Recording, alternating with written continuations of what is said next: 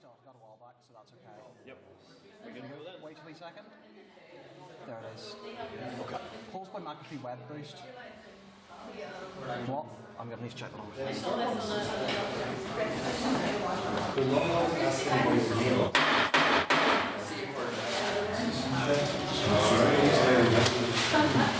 Good evening, everyone. And you're very welcome trying to say 23rd.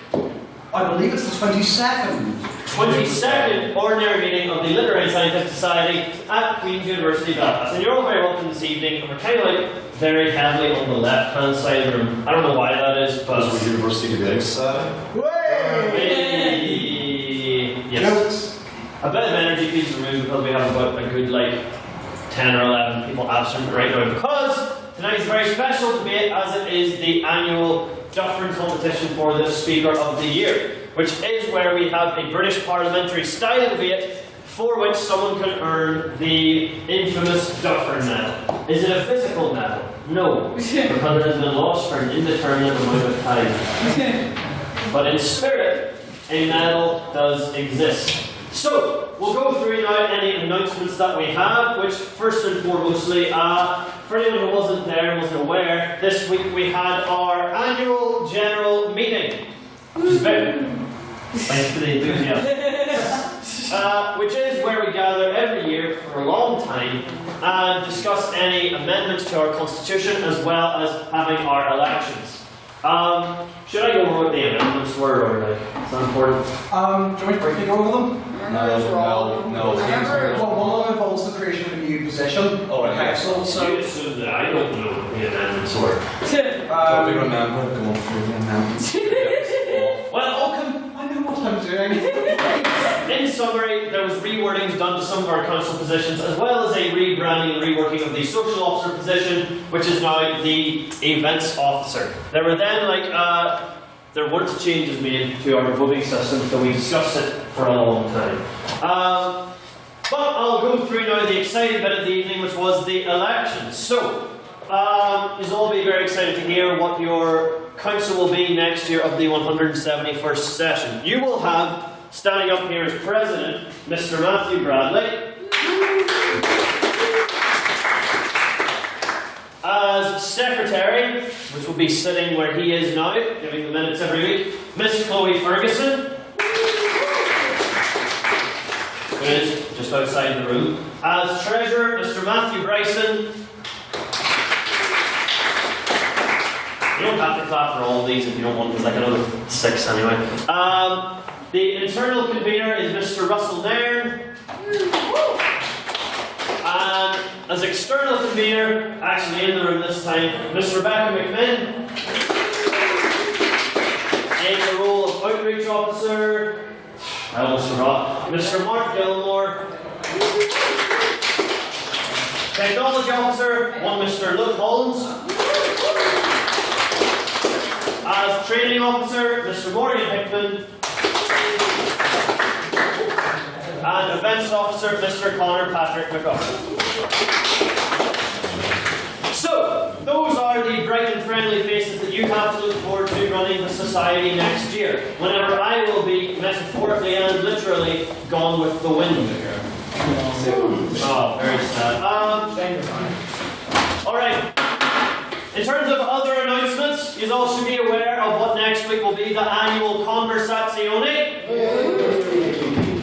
Anyone in the room doesn't know, that is the formal that we have every year. So, I hope all of you have purchased a ticket, or you have at least signed up for one. If you have not yet purchased one, we were taking sign-ups there before Sir Glasgow left the room. He'll be back at the end of tonight's meeting to sell a few more. And if you still have not done so by then, you'll have your last chance to pay tomorrow, where we'll be in the PSC from about 11:30, 12 o'clock or so. So, be sure you pick up a ticket. And if you haven't already signed up for one, I would highly recommend it as a great experience for everyone. And I certainly look forward to seeing you all there. I believe that should wrap up the announcements. Nothing else really happening, is there? No. interestingly, and I'll bring up this now, the Queen's SU Awards are next week, which is every year we decide to dole out some awards to people. And so, just because you're all aware, because it might be interesting, this year the Literary and Scientific Society has been shortlisted for the award for Society of the Year.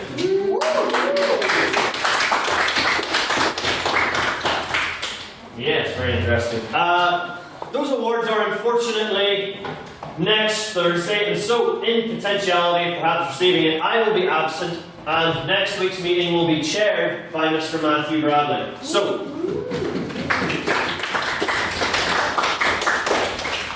you'll have that to look forward to as a wee change of pace from whatever the hell I've been doing for the past year.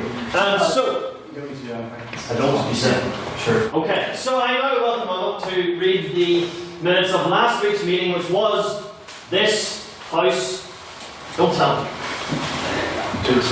Now, hold on. This house would invade Earth. Yes.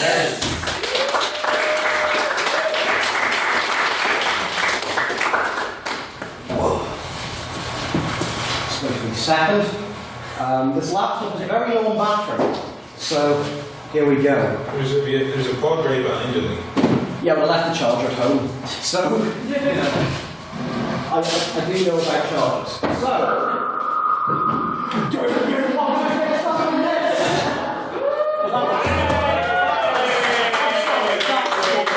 That was, and I've broken the microphone as well. This is what you've got next year. You have to put up with this. Do you want to hear some minutes? Do you want to hear some minutes? Right, the 21st ordinary meeting of 170th session of the Queen's University of Belfast Literary and Scientific Society took place on the 7th of March 2019 and was attended by 41 members. President Hugh Dobbin opened as always with some announcements and congratulated Agni Jobs and Miss Chloe Ferguson on her election as the SU's new Women's Officer.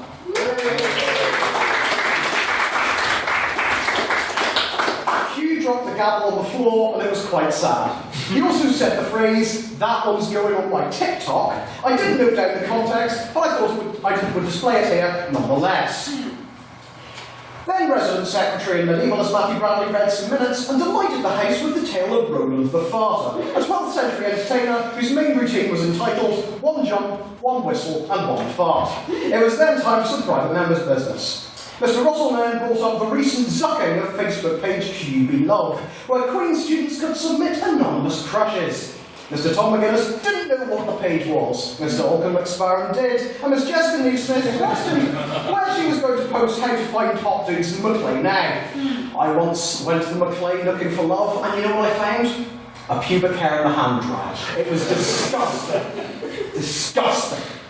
Miss Neve Stewart mentioned the recent reuniting of the Jonas Brothers and questioned whether there was malicious intent in their playing off their fans' nostalgia. Noting the sea of hands that arose in... has anyone seen the new Alan Partridge? Yes. No. The first episode starts with him going, "Can I have a glass of water, please? My mount..." Oh, I've forgotten the quote. This is... I like to treat you to a breakdown each week, and I feel I've delivered. Well, yeah. "Can I have a glass of water, please? My mouth is dry." That's the quote. Water is good for you. Drink water to keep you alive. Noting the sea of hands that arose in response to this motion, Mr. Matthew Bryson called out in a state of sheer horror and bewilderment. Miss Becca McMinn was perfectly happy for the brothers to profit off her nostalgia, and Miss Chloe Ferguson claimed, "Our society's just really bad right now, and we sent that SOS, and they responded." It's a pun, innit? Mr. McGonagall asked the House if anyone remembered McBusted, claiming their union was like combining two sugary sweets that had been off since the 2000s. Miss Chloe Ferguson looked ready to deck him. Mr. McGonagall mentioned Karen Bradley, who's not my mum before I even say anything, and her comments on killings during the Troubles. Mr. Tom McGuinness was unsurprised by this ignorance due to her confusion about sectarianism playing a part in our elections. Mr. Russell then notes the position of the NI Secretary of State as similar to a pack of out-of-date sausages in the back of a fridge. Mr. Tom McGuinness brought up the design of the new Sonic the Hedgehog, and the thought of it is so horrifying, I have skipped over this section of the minutes. Gotta go fast. Alton McSparren brought up the casting of Will Smith as the father of Serena and Venus Williams in an upcoming biopic. Nobody had any opinions. with a chirpy, in space, no one can hear you meme, Papa Dobbin opened up some President's questions. Papa Dobbin. Oh yeah. Love Mr. Conor McGardle, who had been in hospital after slicing his hand open on Lavery's pint glass, expressed sorrow that Hugh did not visit him in hospital. It was quite sad. Mr. Russell then asked the President, of all the aliens in science fiction, which one he finds the most attractive. Here is a selection of quotes. I've seen all of Star Trek the original series, so that has a lot of material. Do I go with a legitimate answer that makes me look like a creep, or do I go with a funny answer that makes me look weird? He eventually settled on the alien invaders from Scooby-Doo and the Alien Invaders, stating, if they're good enough for Shaggy, they're good enough for me. The more you know. Oh, there's a really dubious bit at the end of this paragraph, but I'm going to say it anyway because I've written it down. Mr. Conor McGardle asked the President, did you see that ludicrous display last night? An IT crowd reference that went straight over his head. He also asked whether we would be getting jumpers or tops before the end of the year.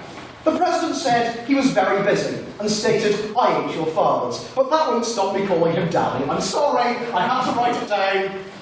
I regret this. I'm resigning. Pardon? I'm resigning. So am I after that. I thought I was going to get a big laugh, it didn't. Story of my life. If I made a joke about my weight, that would have been hilarious. Mr. Tiernan Kirk asked the President who he would pick for the new MI Secretary of State. With a perfectly good secretary, that's inaccurate, I'm not taking these minutes as read, sitting in front of him, the President instead chose Duke the dog, who had been mayor of Cormorant, Minnesota for 14 years in a row. Unfortunately, Duke passed away last week, so Mr. Russell then extended a motion of condolences to Duke, which read 34 ayes, 0 nays, and 0 abstentions, and that was sent out on society's Twitter. A vote of prior opinion was taken on the motion. This House would invade Earth, which read 14 ayes, 14 nays, and 7 abstentions. Opening for the proposition was Ms. Beckham McMinn, who apologised for the alien cold that she had contracted. Ms. McMinn stated an alien invasion would constitute a spring clean, and aliens would be able to reverse humanity's environmental mistakes with their superior technology. Mr. Russell then opened for the opposition, noting science fiction's exceptionist view of humanity and questioning why any alien would want to invade our dreadful planet. Mr. Nairn claimed aliens could use our resources mined from asteroids to build space stations rather than destroying sentient life. He also mentioned interbreeding to create zebra monsters, which I just thought was rather fun. Second to the proposition was Miss Jessica Lee Smith, who noted that aliens don't want to live on this Earth, rather they want to nick our stuff. And Smith spoke of a crisis on the alien homeworld which saw 50,000 of their species have their heads swelled to a ludicrous size. Invading Earth could therefore save both species, and upon their arrival, the aliens would be worshipped as gods. Wonderful. Mr. Tiernan Kirk spoke second for the opposition, asking to invade or not to invade. That is the question. Mr. Kirk called out the romanticised version of a last stand against alien invaders, and stated that if an invasion took place, Donald Trump would probably nuke Mexico because of confusion over the word alien. Captain Kirk also compared a nuked and radiation-damaged Earth to Bangor.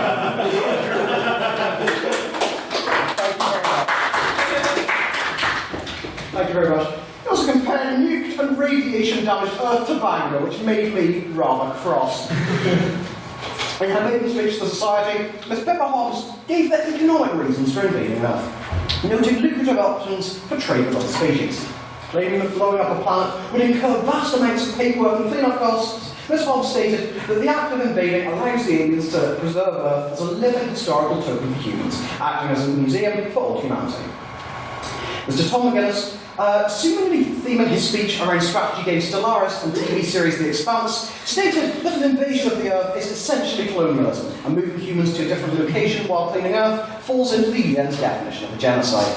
Noting alien invasion narratives' roots in colonial fears, Mr. McGuinness claimed that the idea of the greater good is a colonialist attitude, and therefore an invasion would be immoral. Questions were heard from Mr. Chris Hubble, Mr. Zach Scott, Mr. Alex Gordon, and Mr. Matthew Bryson. A binding vote on speaker ability was taken on the motion, which read 9 ayes, 13 nays, and 4 abstentions, resulting in the motion being exterminated. May I take the minutes as read? Aye. Hooray!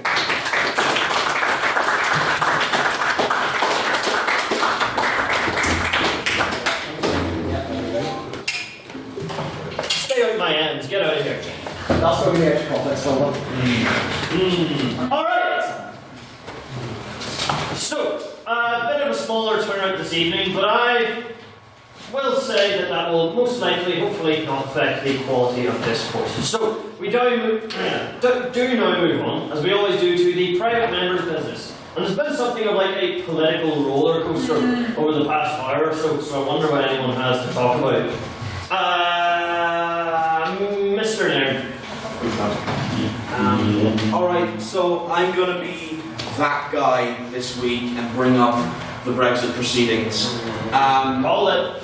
Normally I loathe to do this, but over the past hour and indeed the past 2 days, our perspective on it has changed rather significantly. So first of all, we had the vote on the deal proposed by May, the New Deal, which got rejected.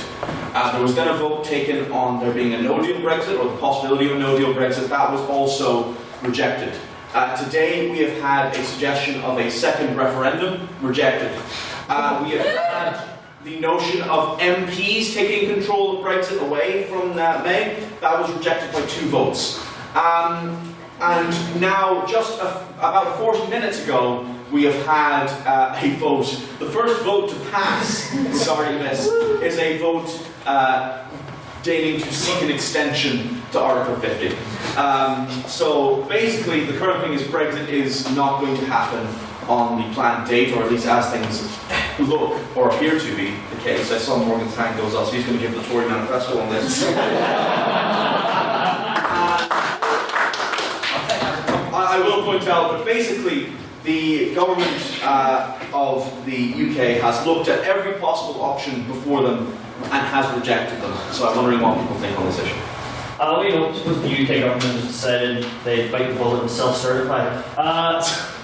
Interestingly, some EU officials have now been tweeting that they're saying we don't have to extend Article 50. So that's interesting enough. I'll go firstly to Mr. Donegan. That's you.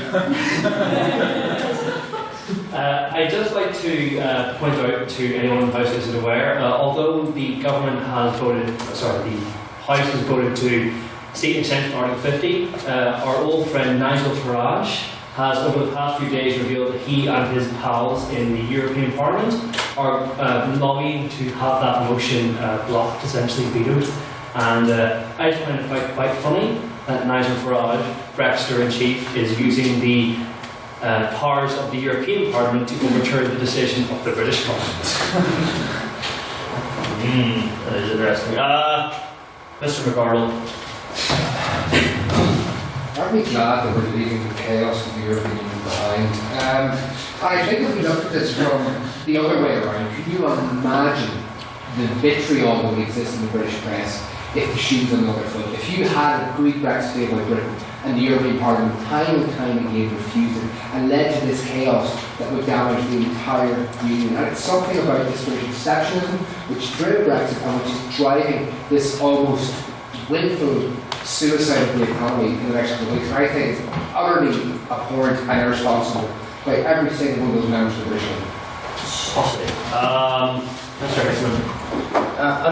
In spite of Mr. Nann's assertions, I'm not actually going to cite any manifesto. I'm actually going to cite the law of the United Kingdom. I mean, no. I appreciate it. So, the point being is that while and it is something worth mentioning, because everyone has been talking about it, while the vote yesterday did formally state the will of Parliament to remove Brexit as an option, it doesn't remove no deal Brexit as an option. That would require a change to 2 pieces of legislation, the European Withdrawal Notification Act of 2017 and the European Union Withdrawal Act of 2018, both of which put on the statute books Brexit Day, and if we get to that day with or without a deal, we will be leaving. So any extension, any no deal, anything like that actually still has to go back through Parliament one more time. Oh no. In order to actually change the law. And there is, it doesn't necessarily have to go through both houses, it doesn't have to be a formal bill. An argument can go through as a statutory, which would mean it would just be the House of Commons that would need to vote on it. However, it's still very challenging, and it still represents yet another hurdle that Parliament has to get over if they want to change any of the formal legal proceedings around Brexit. I was getting a headache over the amendments to our constitution. Like, how anyone can stay sane working on that, I don't know. Mr. Bryson. Just to get some thoughts on the House, I don't know if I've been out of the loop or something, but I've read over Miss May's Brexit deal, and I actually thought it was a decent deal. I actually thought it was not too shabby. So can anyone actually in the House tell me why it was defeated? Because, like, what the problems were with it? Because I actually thought, given the circumstances, it was actually an all-right Brexit, as all-right Brexit can get. A lot of hands up today. I'm gonna have to. I'll go to Mr. Regan. So, reason one, obviously, is we live in an eternal nightmare. So that's, so obviously, anything making sense or anything, going smoothly would go against that, and also it's basically the fact is, so Labour don't want Theresa May's version of the deal. The hardcore Brexiteers don't want any kind of deal, and the DUP don't want any kind of deal that they give for Northern Ireland. So these are three chief sort of parties who are trying to, who don't want this specific incarnation of the deal, and they're the bloc that's voting against it, essentially. You have the Dems who don't want Brexit to happen as a general thing. And just on an earlier point, just to add another layer of nightmarish hardness, like the world's worst trifle. So you were mentioning the fact that it needs a unanimous vote from the EU to extend the deal. So Aaron Banks and Nigel Farage and that whole crowd have been sort of going about Europe, courting the support of the assorted proto-fascists of Europe, in Italy and in Poland, and in Poland especially is also heavily influenced by Vladimir Putin, who has no stake in Brexit whatsoever, and definitely wasn't sneaking any covert funds into it whatsoever. But but that's also happening, and will probably just result in us having a no-deal Brexit, and in about, let's say, 5 months, the Mad Max apocalypse, which I thoroughly look forward to. Right, Mr. Expired. Right, okay, actually, bring up Putin's reminded me of something I was reading there. It was Fintan O'Toole was writing for the Irish Times. I love him. I really like him too, but he was writing for the Irish Times recently an article. He was talking about the fall of the USSR, and he was talking about Brexit. And here's the really interesting thing. The scenarios behind them line up surprisingly well. So a lot of people say economics is what brought down the USSR. Nationalism is now considered, at least in those countries, as being the main reason. And you can actually see this happening in the UK. A form of toxic English nationalism is forming. Scotland, 45% of them voted to leave the Union. I mean, Northern Ireland, there would never be a national streak here, would there? And what you can actually see is a country being pulled apart, trying to pick one reason, the EU, as a fictional oppressor. And what's going to happen is all these people who voted for Brexit are going to wake up the next day and go, "This is my lifestyle, and I'll take the fine, shite." And they're going to go, "Okay, so the EU didn't do this," and they can have their wee Brexit street parties all they want, and have balloons come from Westminster or whatever, but the underlying problems in the UK are still there, and ultimately you see a failing nation which could fall apart unless some serious change is done. Morgan, you can reply now. That's technically it. Mr. Hubble.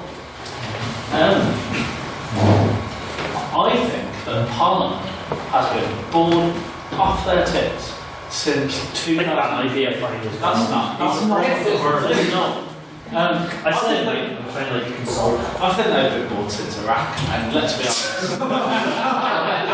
Brexit's put them off a bit, so I've given the Viagra to an 80-year-old to eat. They're really buzzing off it at the moment, and now that it's so close to finishing, they're like, Poor analogy with you. we're going to go back to being a flop of an institution and not doing anything interesting. So I think they're rejecting it because they want to keep, a bit of excitement in their life. Something to do on a weekday. Some would say you have a way with words. I choose not to be one of those people. Alright, I'm going to let this be the last word on this. Looks like it goes to Morgan. Briefly. And we'll be brief, it will be brief.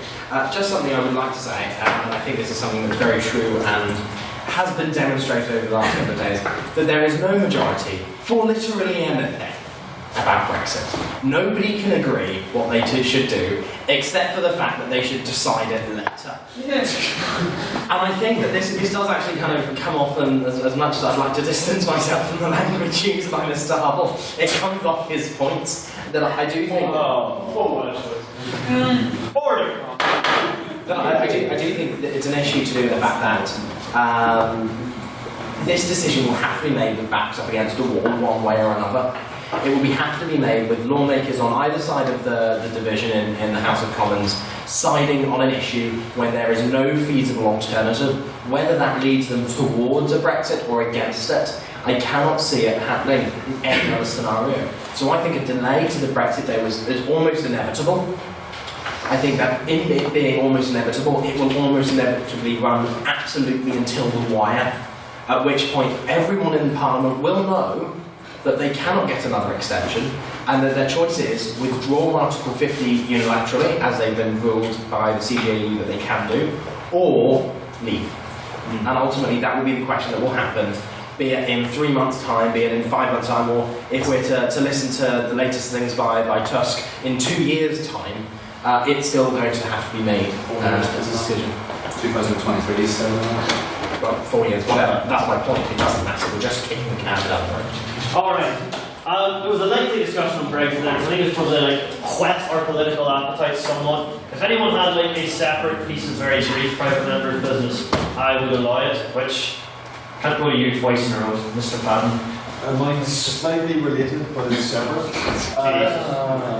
In response to this current thing in Parliament, while in America, Ms. Foster has said she will now approach to make a deal for the DUP support. After already having made the supply confidence agreement with the DUP for nearly £1 billion for Northern Irish investment, I believe this proves an anecdote once given by Ms. Foster that if you feed a crocodile, it will keep coming back.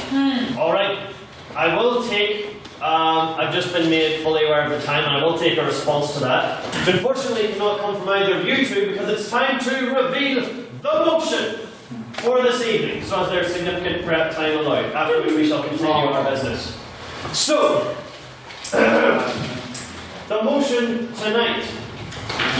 But firstly, no platforming is the action or practice of preventing someone holding views regarded as unacceptable or offensive from contributing to a public debate or meeting. Tonight's motion is, this House supports no platforming. So no Yep, you have 15 minutes. The speakers have 15 minutes. You may leave the room and begin to prepare. So, 4 minutes to 8. That's when we'll expect you back. 4 minutes to 8. And we will contact you if you don't show up.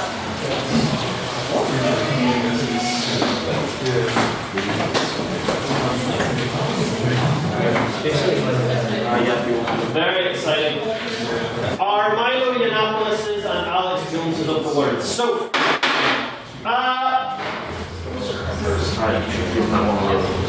ready? Silence in the room. That means you, Tom. The private member's business put forward was on the words of Mrs. Foster, and yes, if anyone has any thoughts on that. And if not, we shall wrap up the private member's business. I was a secretary, I should know what it's a moment of condolence. Yes, of course. Yep. Right, okay. Within the past 2 hours, if anyone's ever seen the TV series Father Ted, Pat Monster, the Harry baby maker, has passed away. So he has. So there will be many a sad mother on Craggy Island tonight. So there will be. So with this house, I'd like to pass on a motion of condolence to Pat Laughlin, the actor who played Pat Mustard, the Harry baby maker. I need to second. Alright, so the motion is, what's the actor's name? Pat Laughlin, apparently. Oh, look, he was actually Pat, right? Alright, the motion is then to extend condolences to the actor Pat Laughlin. I just double check the name isn't Laughlin because it was still on Facebook earlier, but it is Pat Laughlin, yes. Okay. All those in favour say aye. Aye. All those against say nay. Abstentions. The motion passes unanimously. Alright. it is now time for, and this has to go on until they come back, so we can stall for time. Time for the President's questions. But first, not that like there's anything wrong with it, I'm going to take this down because I'm feeling specifically on theme. So, yeah, just going to set this over here. Okay. And now we shall move swiftly onwards with the business if there are any President's questions in the room, which it looks like is Mr. Sullivan. Mr. President, why do you hate asylum seekers' refugees?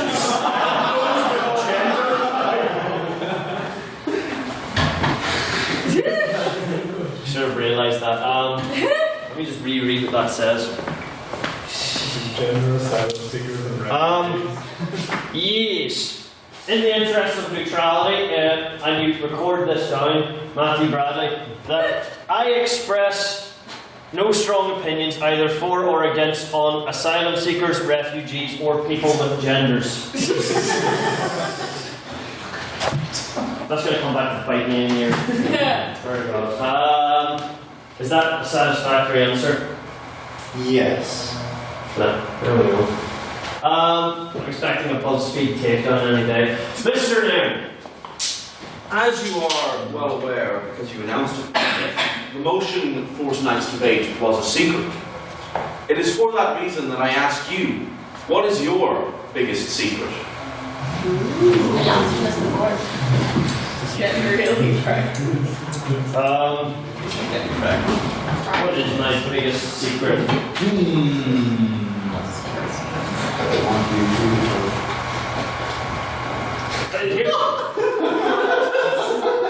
What are you laughing at? This is me standing in silence as if you're having a Vietnam flashback. I wasn't having a Vietnam flashback. Right, if you get asked what's your biggest secret, you can't respond in an instant, unless you have a darker past than I do.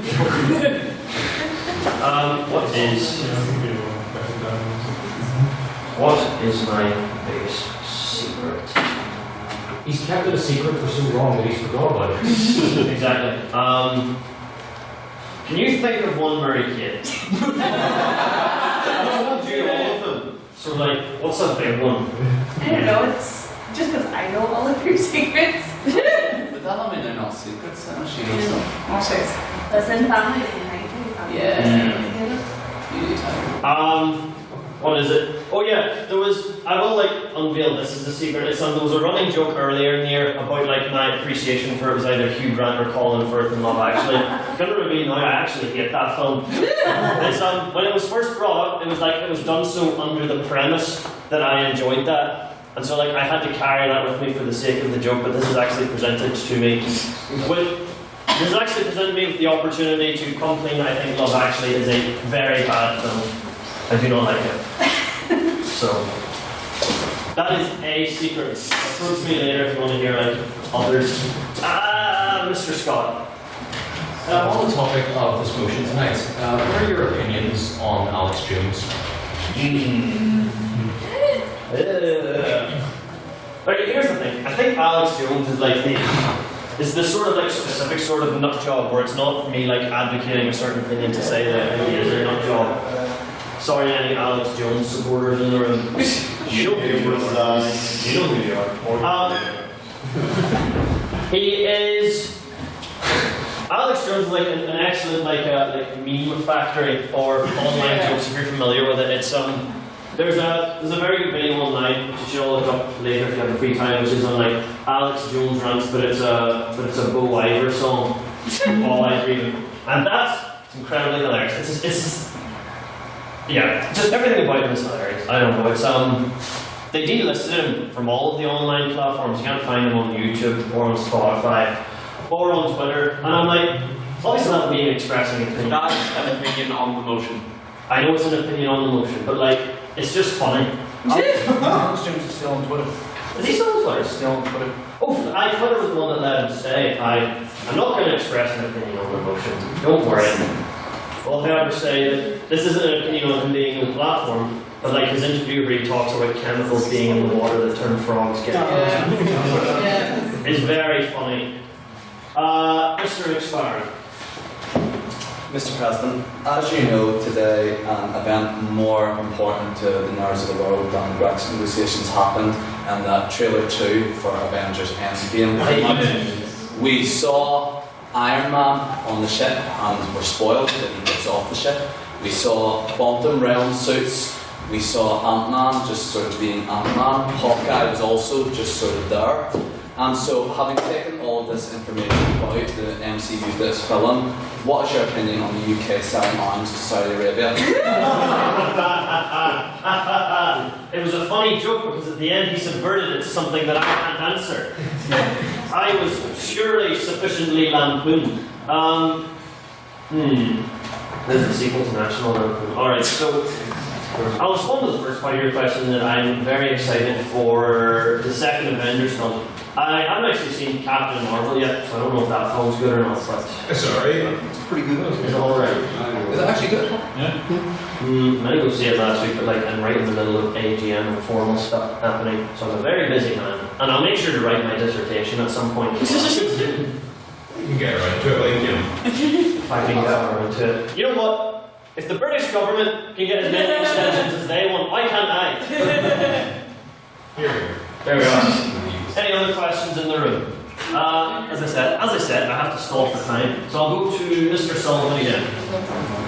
Who is the worst Avenger and why is it Hawkeye? It's not Hawkeye. Falcon's worst. Let me think. Here's the thing, I can go on a miniature rant here about something that I get. It's I don't get the obsession that people have, and I'm sorry for anyone in the room who wouldn't even know who this is. People's like love for that Agent Coulson character. I don't know Agent Coulson. Raise your hand if you're familiar with Agent Coulson from the Marvel films. Right, here's the thing. Agent Coulson adds nothing, he does nothing, and his death had zero impact, and yet people still talk about him like he's important. He showed up in the trailer for Captain Marvel, and people are like, oh my god, it's Phil Coulson. And I'm like, oh my god, who cares? No one even watched Agents of S.H.I.E.L.D. I watched Agents of S.H.I.E.L.D. It's not a good show. It's good. I watched it for two episodes before I was like, oh no. Right, so you have to watch it for a few, but it gets really, really, really, It does. really, really, really good. Yeah. I'm like 5 seasons in, I'm still of it. Hold on. The ultimate. I've watched most of it and it's not good. Marie Why would just you says keep watching something. it if you don't like it? It's the same reason I watch Riverdale. It's trash. Go back and forth. Agents of S.H.I.E.L.D. is terrible, and so is the character of Phil Coulson. And anyone who's excited from his like presence in Captain Marvel or anything else needs to get a better taste in fictional people. Chloe. How's it going? Any other questions in the room? If not, I believe we can go to prior opinion now. But Mr. Bryson. Talking about trailers, how ready to be disappointed are you by Game of Thrones Season 8? You're all lucky when like pop culture comes up with stuff I'm familiar with. You're lucky I don't do things that are more productive with my free time.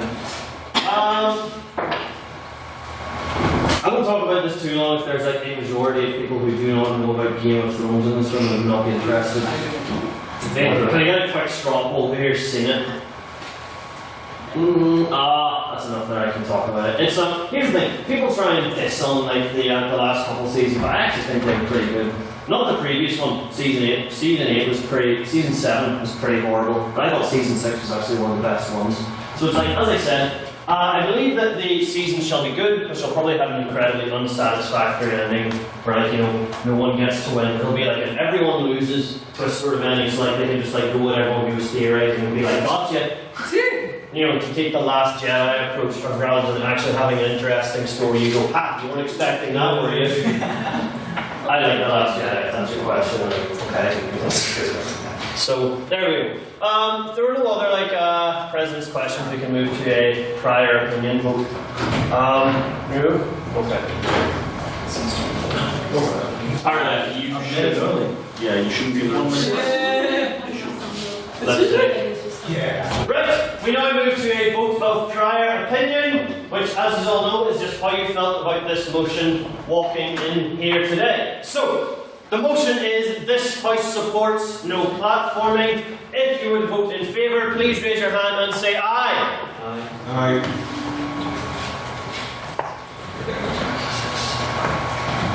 7. Cool. And if you wish to Can't be in the room for another minute. And if you wish to vote against, please raise your hand and say nay. Nay.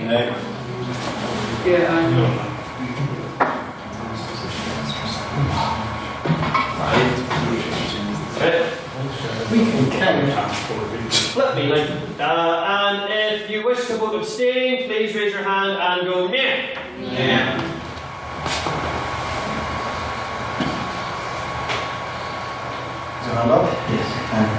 All right, Mr. Matthew Bradley, will you give us back that vote, please? Certainly, the vote of prior opinion reads. Quietly. Don't pass off.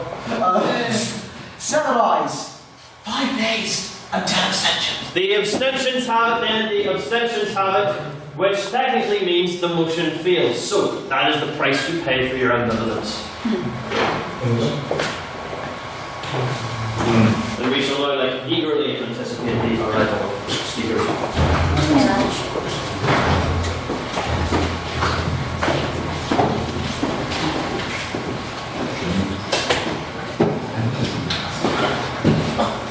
We've got 2 more speeches than usual, so we'll see how much time we have for questions and data. I'm not too sure yet.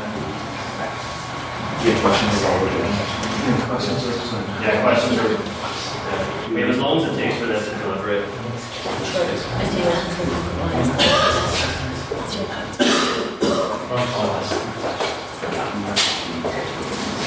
Right, there's another one there. Their time is over. Just so you know,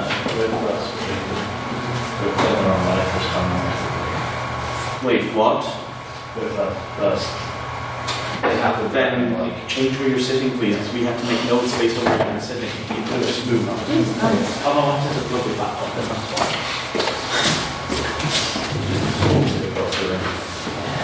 No respect for procedure amongst today's youth. Let me. Just.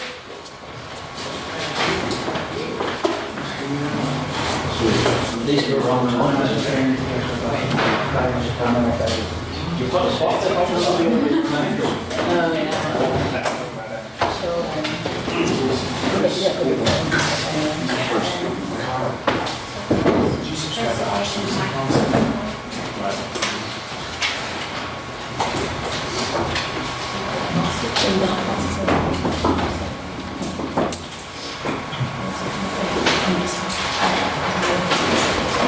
When you're getting up to speed, be careful. Bradley's technical stuff is stored on your table there, so please do not kick this stuff. It's fine, kick it if you want.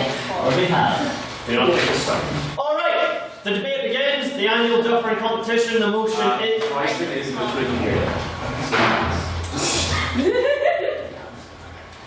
Right, this is the annual Dufferin competition. The motion is this House supports no platforming. Speaking first for the proposition, please welcome up Mr. Chris Hall.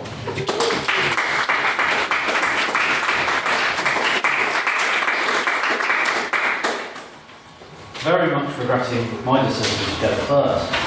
I would like to put forward the motion that we would no platform, that this House would no platform. That we support the idea that those with radical, extremist views that are damaging should be given no chance to proliferate their horrendous views in either our institution or other institutions. I imagine this is coming to the fore because recently the student union has adopted a position of no platforming. Other unions, debating societies, political groups have also decided to no platform people recently. And it has become a trend in recent years that those who have views which are a detriment to people's safety, a detriment to the public debate, and a detriment to general civilised people should not be given a place to speak. So I'd like to bring in the first point of this, is that organisations who are putting on these debates, they represent people. They're made up of people who have a sense of their morality, a sense of what they deem is right and wrong. And if someone goes too far on that, then it is the right of those people to say, we will not have those views here. On that point, Yeah? you're saying what's detriment to the public debate and what's conceived as the public norm. However, whenever you start banning views, even if the views are completely inappropriate, it starts showing a dangerous slippery slope where anything, let's just say on the left, to say Tony Blair, could be seen as not tolerated. Now, how could you feel in 20 years that situation which could very easily occur where it turns into outright censorship? Okay, I think, as much as I've known platform Tony Blair instantly, the issue, this is not state level implementation. It is not the state that is no platforming people. It is institutions, organisations like ourselves that would be no platform. No platform isn't a top-down effort. It is a bottom-up. It is our organisations, people-led organisations that have the option to say you do not represent. So, as I was saying, these people, we have the choice, the right to choose who speaks at our organisation. Some of the examples of people who have been banned from speaking are people like Katie Hopkins or Tommy Robinson. Katie Hopkins, in a newspaper article a few years back, referred to people, refugees, as cockroaches. And let me be clear, that leads to murders. That leads to physical assaults on refugees, Muslims, British Muslims, as well as people coming into our country. It has a tangible negative impact on their safety and their lives. So when we... Yeah. If there was somebody who you mildly disagreed with and you thought their views would have somewhat of a negative impact, would you no platform them, and why or why not? No. I think if the speaker or the content of the person speaking is a risk to people's safety, such as dehumanising language can be, such as giving a platform to, say, a regime that consistently ignores human rights, then I think it is right for you to be able to say, you do not have the platform here to spout out your nonsense. In terms of mildly disagreeing, or in terms of people who offer an opposing opinion that isn't a risk to people's safety, or isn't supporting a regime or an idea that is a risk to people's safety, then no, I would not support no platform. Which brings me on actually to just go into no platform a bit more. So it's something that's unacceptable and offensive. So who is it unacceptable to? It's unacceptable to the people that are hosted, unacceptable to how they perceive the audience will react, and it's offensive to what we consider our morals to be. If someone stands on stage and says that Muslims aren't people and calls them cockroaches, that offends me. And that offends 90% of humans. It's a horrendous idea. I do not think that we have equity of ideas in this sense. Which is another thing. With the BBC and impartiality, we seem to have a democratic view of ideas where an educated view on something, or even a view that doesn't suggest dehumanising people, is given equal footing to someone who's spouting hatred. I feel like this is a fundamental flaw in our current understanding of what free speech and free ideas mean. If you are propagating an idea that is saying that you should be allowed to harm people, then that is not equal to an idea that wants to add a little bit more tax, or wants to smash up a house, or wants to give citizen rights to someone. They're not equal ideas. For example, the environmental rights, there's people who deny climate change who are given platforms on the BBC, despite the fact that they have no scientific basis for it. And also, yeah. Do you think like they stop not believing in climate change just because they're not allowed to share it? You know, like, don't these people just continue with their beliefs? Yes, but I think by giving them a public platform and giving them an audience which primarily will not agree with them, for example, if a speaker spoke here, they primarily would not agree with them, what that does is it feeds the fire because it gives them a wider audience to put their views across. And the next speaker on our side will go into the ways in which these speakers, especially on the far right, often use tactics of the debate which are not factual and that actually are very difficult to put factual arguments to and are actually very difficult to debate with. So just to sum up, I think the organisations have a right to choose who it is that they put onto a platform. That by giving people a platform, they are allowed to spread views to a wider audience, and this can be incredibly damaging. That we would no platform people that put across views that can tangibly lead to harm, and that actually, by giving them a platform, it can lead to damage to the debate and can actually fuel the fire of bigotry. So I urge you to support this motion that we would support no platform.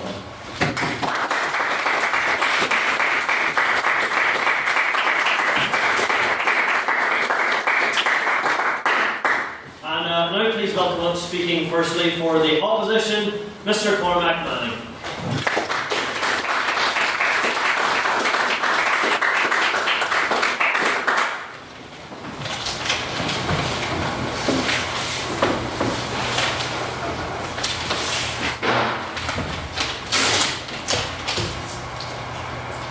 Good evening. Was anyone here a few weeks ago when we did the Valentine's Day Dalton debate? Because I want to ask you to cast your minds back once more to the year 1860 and to think about the highly esteemed debates that high society had back then, and to think what would happen if tonight we were to, I don't know who Mr. or Miss Dufferin is, but I'm going to pretend there was somebody from back then. So pretend that I'm Dufferin and we're going to talk about this no platforming debate in this year 1860. Because we'll talk about who we're not going to give a platform to. We're not going to give a platform to those radicals who want to upset society and give women the vote. We're not going to give a platform to those radicals who think that men can love men just like men should love women. We're not going to give a platform to those radicals who say have a different view of God above than that what we, established society, know is the true and moral path. We're not in 1860, obviously. But the point is that in any point in time, we as a society can never know for absolutely sure that what we know is definitely right, what we say is wrong is definitely wrong, and we have nothing to gain from hearing challenging voices. No, thank you, no, I might take one later.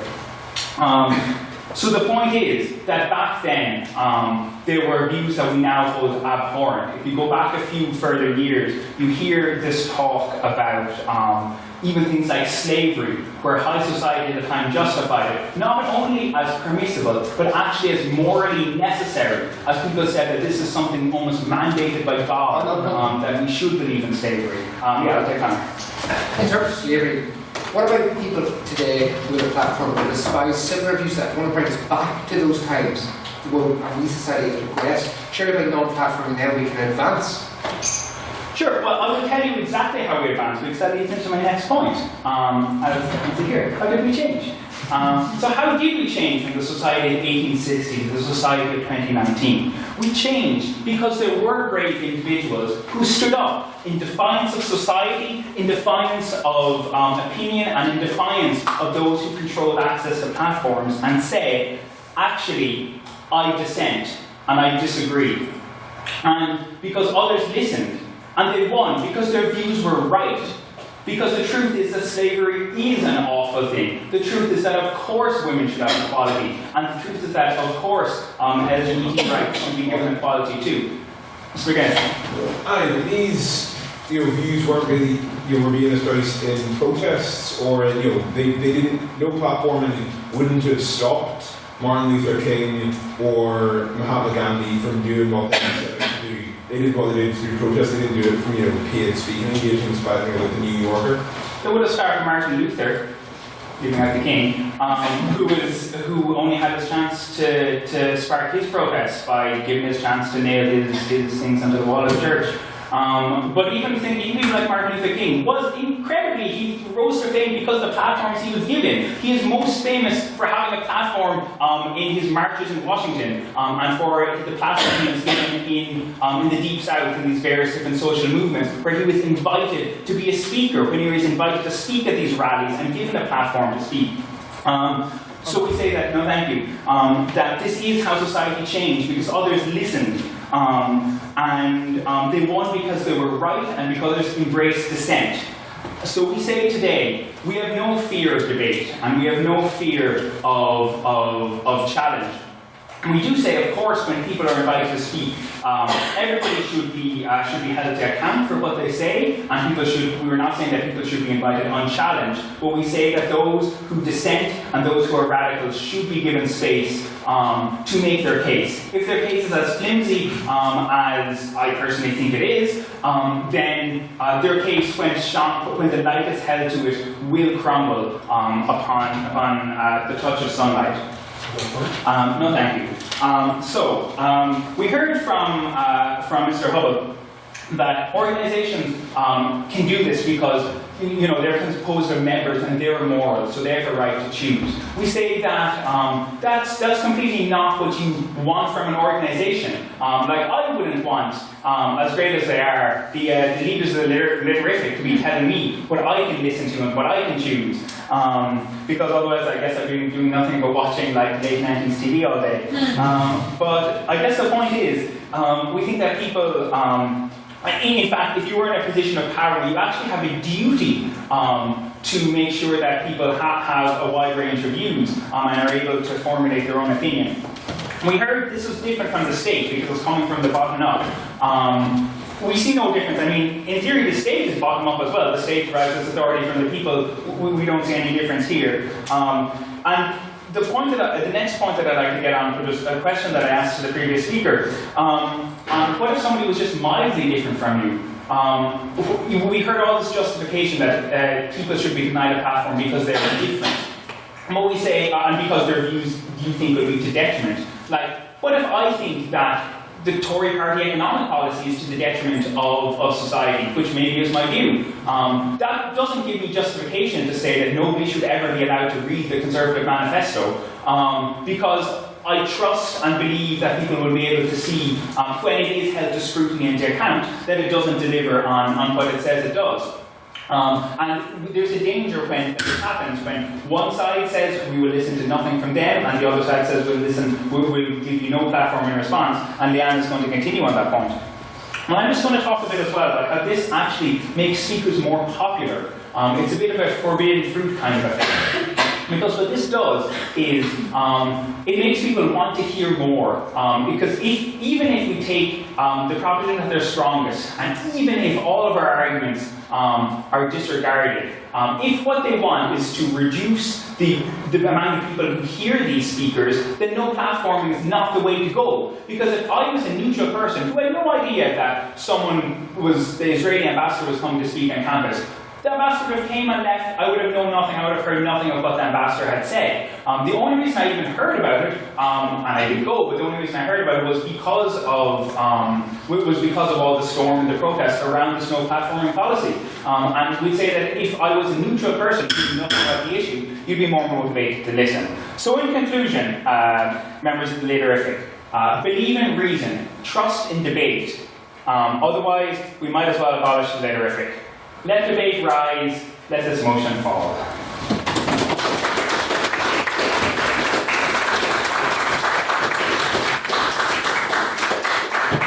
And do now please welcome up speaking secondly for the proposition, Technology Officer, Mr. Jake Kieran.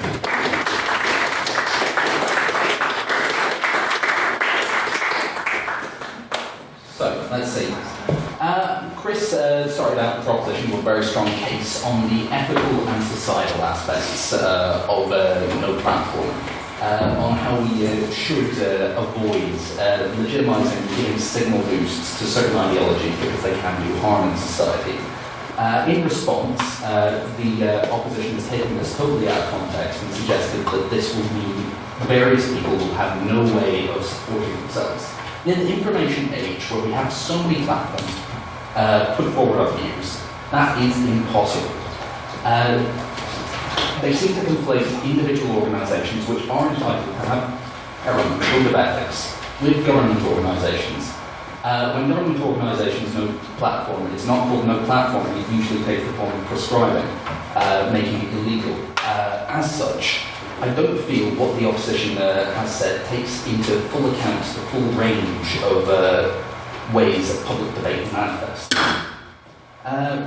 Now, I'd like to move on to a more pragmatic angle of things, the actual functionality of public debate and how certain ideologies can just legitimately derail discussion and make things much harder. You need to bear in mind that these organisations, which as I've emphasised are individual organisations which are trying to put forward a service or a product in the form of their public debate, want to ensure that this product is actually of good quality. They want to ensure that people will come back for the next one, and the next one, and the next one. As such, it's in their interests to provide views that, while provide a set of views that are actually easy to work with. Some of you might remember going to the top tables debates on Good Friday agreements. While we were there, we did have the pleasure, I will say, of seeing Mr. Jim Allister speaking. He was present at the debate and he managed to totally derail it. Am I saying Jim Allister shouldn't be allowed to speak? No, but I am saying it must be considered that certain people of certain backgrounds and of certain types of rhetoric do seem to delight in totally derailing things, talking about how all the cards are stacked against them and generally distracting from the issue at hand, self-promotion. Yes? If you did actually deny them a platform, would that not actually be giving legitimacy to people saying the cards are stacked against us, so the establishment are against us? Yes, but then there's the simple retort of, no, you're a terrible crack. There's simply the matter of actually maintaining the debate and ensuring that it actually continues in a natural manner that isn't totally derailed. In addition, going back to the idea of the quality of the debate as a product, let's take the idea of misinformation. A lot of the people who were listed in the context slides, such as Alex Jones, such as Milo Yiannopoulos, often engage in false news tactics. They do tend to, at the very least, over-exaggerate and misrepresent certain things or build their arguments based on factors that cannot be confirmed because they are so nebulously weird, such as the Pizzagate conspiracy. Can any of us prove it's not happening? No, but it's so batshit weird that I sincerely doubt it is. So, effectively, also, there is a tendency of conspiracy theorists like Alex Jones to suggest that basic fact is simply absolute conspiracy in itself, effectively rejecting the basic realities on which the debate is founded, therefore totally derailing things and making any conversation totally unproductive. Plus, from the perspective, again, of quality of product, this means they will be giving out bad information to the public and potentially derailing things. In a wider scale as an impact on wider society, which will generally lead to them not getting as much credence in future and resulting in less opportunities for them as an organisation to organise debates. Furthermore, let's not assume every platform is intended to get as wide a variety of speakers as possible. Some platforms do tend to get certain variety of speakers. For example, take the Fabian Society. We don't see a society of socialists who exist in mainland UK who are entirely based on socialism as an ideology and who tend to espouse that as much as they can. You don't see complaints that they aren't taking on enough conservative speakers. It's because the purpose of this organisation is inherently to promote a certain ideology. So I think from that perspective, no platforming in those cases is very much justifiable. The society is entitled to its own code of ethics. It's entitled to its own purpose, and not every purpose is that approved by the Literific. And even in the case of the Literific, based on, yes. But we're not debating whether or not a body has the ability or not to know a platform. We're debating whether they should. Is it a good thing or is it a bad thing? Yes, I would say they should. Basically, bearing in mind these factors that we have mentioned. Quality of debates, practical, actual managing of the debate, and also the simple aspect of whether it's in that organisation's best interests to feature speakers of a certain background, certain ideology, or certain type of rhetoric. That is something to bear in mind. No platform isn't something linked to ideology as the opposition has suggested. Oftentimes it is, oftentimes the various ideas are themselves harmful, however sometimes it is just as much about the rhetoric that is used, about the way these ideas are suggested, the way these ideas are put forward. You'll notice that people never really seem to be able to talk someone like Jordan Peterson down. That's because his entire rhetoric is based on the idea of bigging himself up and on rejecting the other side's point of view. When you get these people in for a debate, it's good for a big flashy spectacle. But in terms of actual meaningful discussion and progress on the issue, if that is the organisation's intent, then yes, no platforming is a good policy soon because it ensures that the type of people they want are there. So from this perspective, and from Chris's perspective of societal welfare and ensuring that people aren't simply misled by the legitimisation of these huge views, I entreat you to vote for the proposition.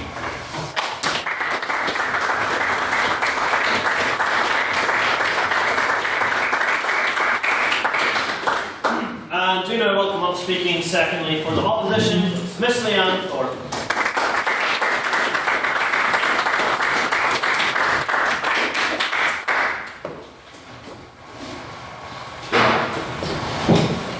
Right, okay. I'm going to start off with a bit of a rebuttal. So the argument from the proposition in which by no platforming we would hopefully combat the views that we find abhorrent. I think that's quite easy to put in the fact that due to what the proposition's already said, we are living in an age of information, and so I think people are going to hear the views anyway, whether they want to hear it, whether you believe it, whether it's in debates or whether it's in media, it's still there, which I'm going to pick back up on my other point later. There was also a point about how the quality of debate will be compromised, and I think going back to Cormac's point as well, we need to consider whether we prefer to present this debate as what we want to hear and what we think should be heard. So, do we prefer the principle of the fact that people's views should be heard and that morality is a scale, or should we just promote what values that we think are right? And so the opposition do believe that it's about individual liberties and the fact that we all have a right to say information, and whether that information gets quelled, whether they get. So we're not saying that some of the opinions that are put forward by either extreme groups are correct or anything. We're saying that by giving them on the stage, we're able to combat them in that sense, and so so we're giving them a way to combat it and also promote civil liberty in general. So I'm going to move on to my next point, which is what happens when you have a mainstream point. And I think we'll all be quite aware of the fact that universities have become quite left, have become safe spaces. And I think this only gets worse and worse as no platform thing maybe develops, because you lose the common ground, because you suddenly find yourself in an echo chamber, and in this you read what you like and you watch what you like, and you don't consider other people's views, and regardless of whether, yes, they may be morally abhorrent to you, but you still need to be aware of them, because that not only cements your own point, but also makes you consider other views. I personally, I'm a podcast gal now, and I'm very in tune, and the amount of left stuff I've heard, I'm very left, don't get me wrong, but the amount of stuff that I've heard, I'm like, you can't be saying this. It's the people. I think these organisations have a duty to be unbiased and to be, if they're going to present themselves as a news outlet, for example, they need to present the kind of what the people need to hear, and the fact that Like you can't just be giving the left more left views and then the right more right views, because all you're going to end up is right and left. Go on. In terms of the podcasts you referred to, like Netflix or the podcast, which I don't think on our side, in terms of non-platform, we would attempt to sort of undermine podcasts with their own particular views, of course. I think it's more specific about when something is so apparently wrong to us as a society, that institutions have a need to protect those views being almost strengthened and exposed to the wider public. I think that can really come back with what we've already previously said. I mean, these views are going to get out anyway, and I think it's better to be done in a. And when you say space, we're not in the same way as before. Say spaces in that it's like more regulated arena of thought. Like these views need to be heard in just so that we can like progress our society as has already been discussed.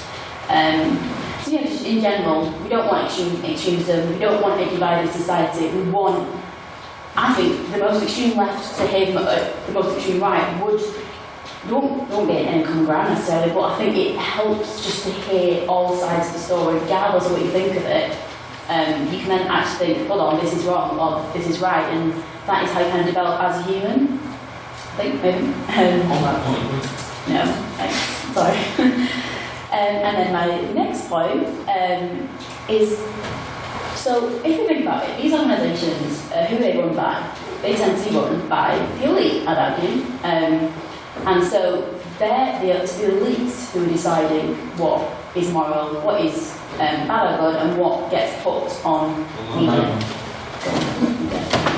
I don't know how elite you is, but I would say that as I spoke about in us, actually the organisations can range from a debating society at a university to a news channel, to a student union, to a trade union, to a socialist group like the Fabins.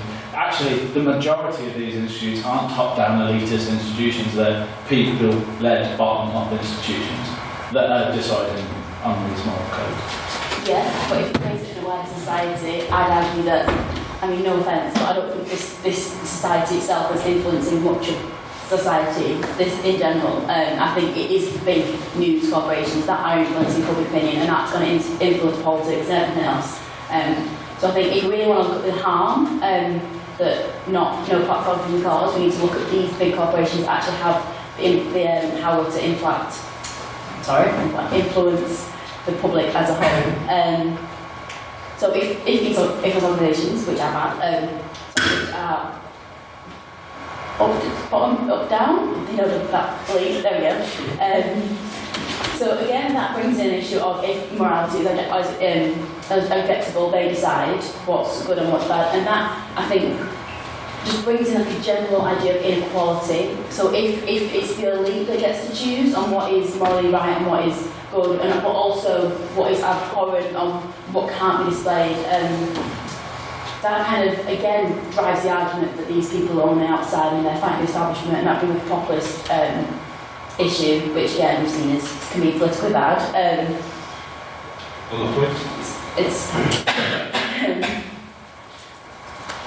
So that brings a greater issue in that if we're not the ones choosing our own what we want to hear, and we're saying that someone else can decide what we need to hear in the general kind of in debates and in media, and then that becomes that we lose our own kind of autonomy, I guess.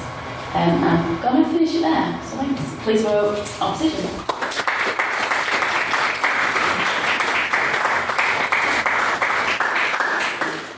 And speaking thirdly for the proposition, please welcome up Mr. Mark Gilmore.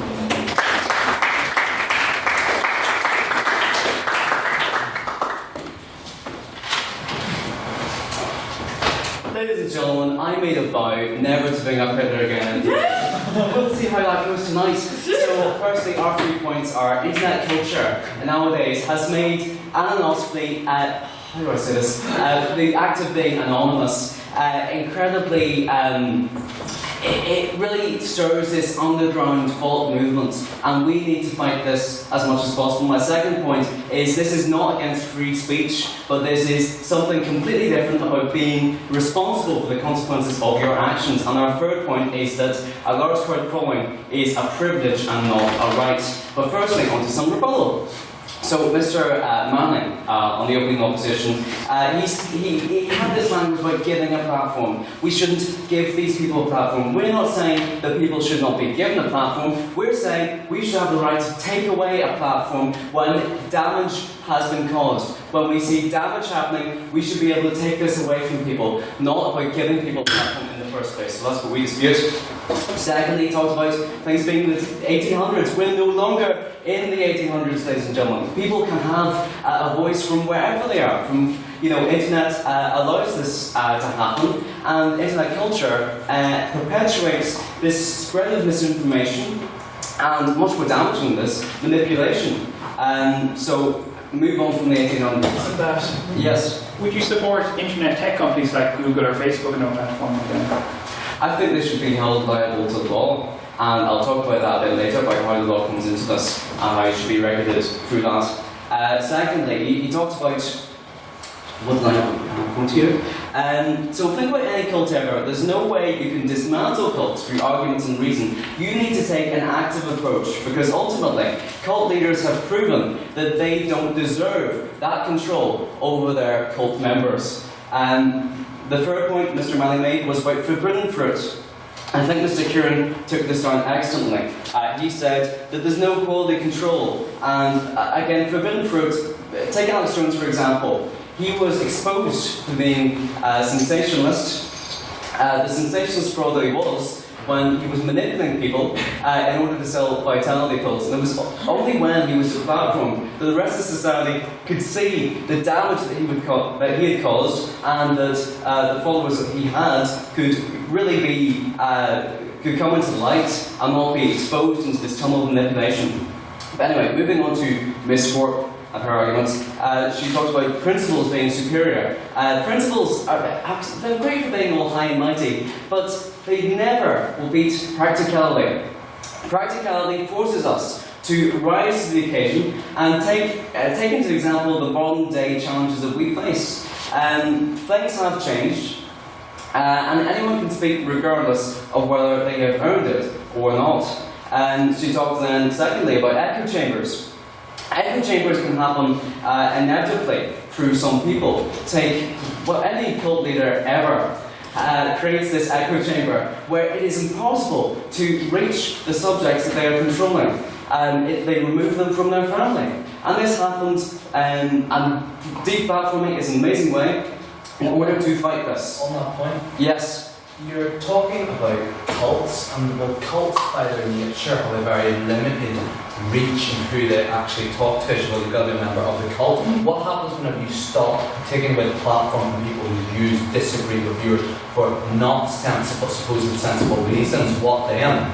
Well, then we allow the law to regulate this. On your point that cults are quite limited, I don't think that at all. Take a look at the incel movement. I think that is a perfect example of a large cult that is causing incredible damage, and I hope no one here is an incel. I know you're not, but you could be. That is my point. Anyone here could be, because of the internet. But obviously, no one part of this is. Anyway, order. Her third point, who gets to control this, similar to your POI? We do this through legislation. This is already a thing. Let's not act like it's not. Hate speech laws are a thing. They're a thing in order to protect society, because hate speech can be incredibly damaging, and people cannot always be aware of the consequences of their speech. So this is already a thing. It's put into effect, and this is how we propose to regulate deplatforming. So moving on to our main points then. Internet culture. I've already stated about how this drives an underground revolution of thought, which we cannot control at all. It is completely beyond our power. People in these positions as well talk about celebrities, they can't gauge the real damage that they're causing. So when you look at 9 million followers, it seems like just a number, but think of the real implications that this has. What percentage of that 9 million are serial killers? Who knows? You know, it could be a lot higher than we expect. Moving on to our second point then, because I think time is pressing. This is not against free speech at all. There is a very causal effect relationship to our proposed motion. Deplatforming is when someone already has a platform and they have abused it, and the rest of society can see that they have abused it, and they can see that they have damaged it. The opposition here would have nobody be responsible for the consequences of their actions. And this is not what free speech is about. Free speech is about giving people a voice and then letting them be responsible for the consequences of their actions. I can't believe that's 6 minutes already. Yes, so the implications of not having people responsible for their actions, and again tying into this internet animosity, I actually said it, this whole trend, it is incredibly damaging. It is beyond our scope to control entirely. And people now can speak out and not be responsible for their actions due to the internet and this animosity. But moving on to the third point then, these are the side of people who believe by allowing free speech, by their argument of free speech, that it is for the essential good of society, the principle of it basically. But by allowing people to speak, what they are doing is endorsing these people. And they'll argue against it, they'll say, well, I mean, we don't support anything they say.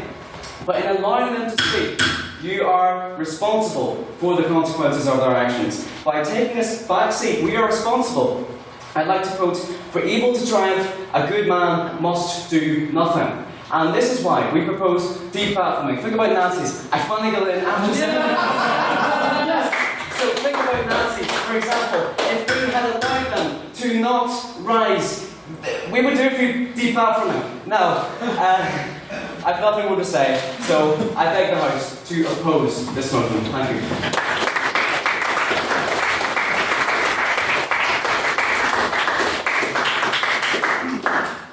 Alright, and now please welcome up to speak thirdly for the opposition, Ms. Shevin.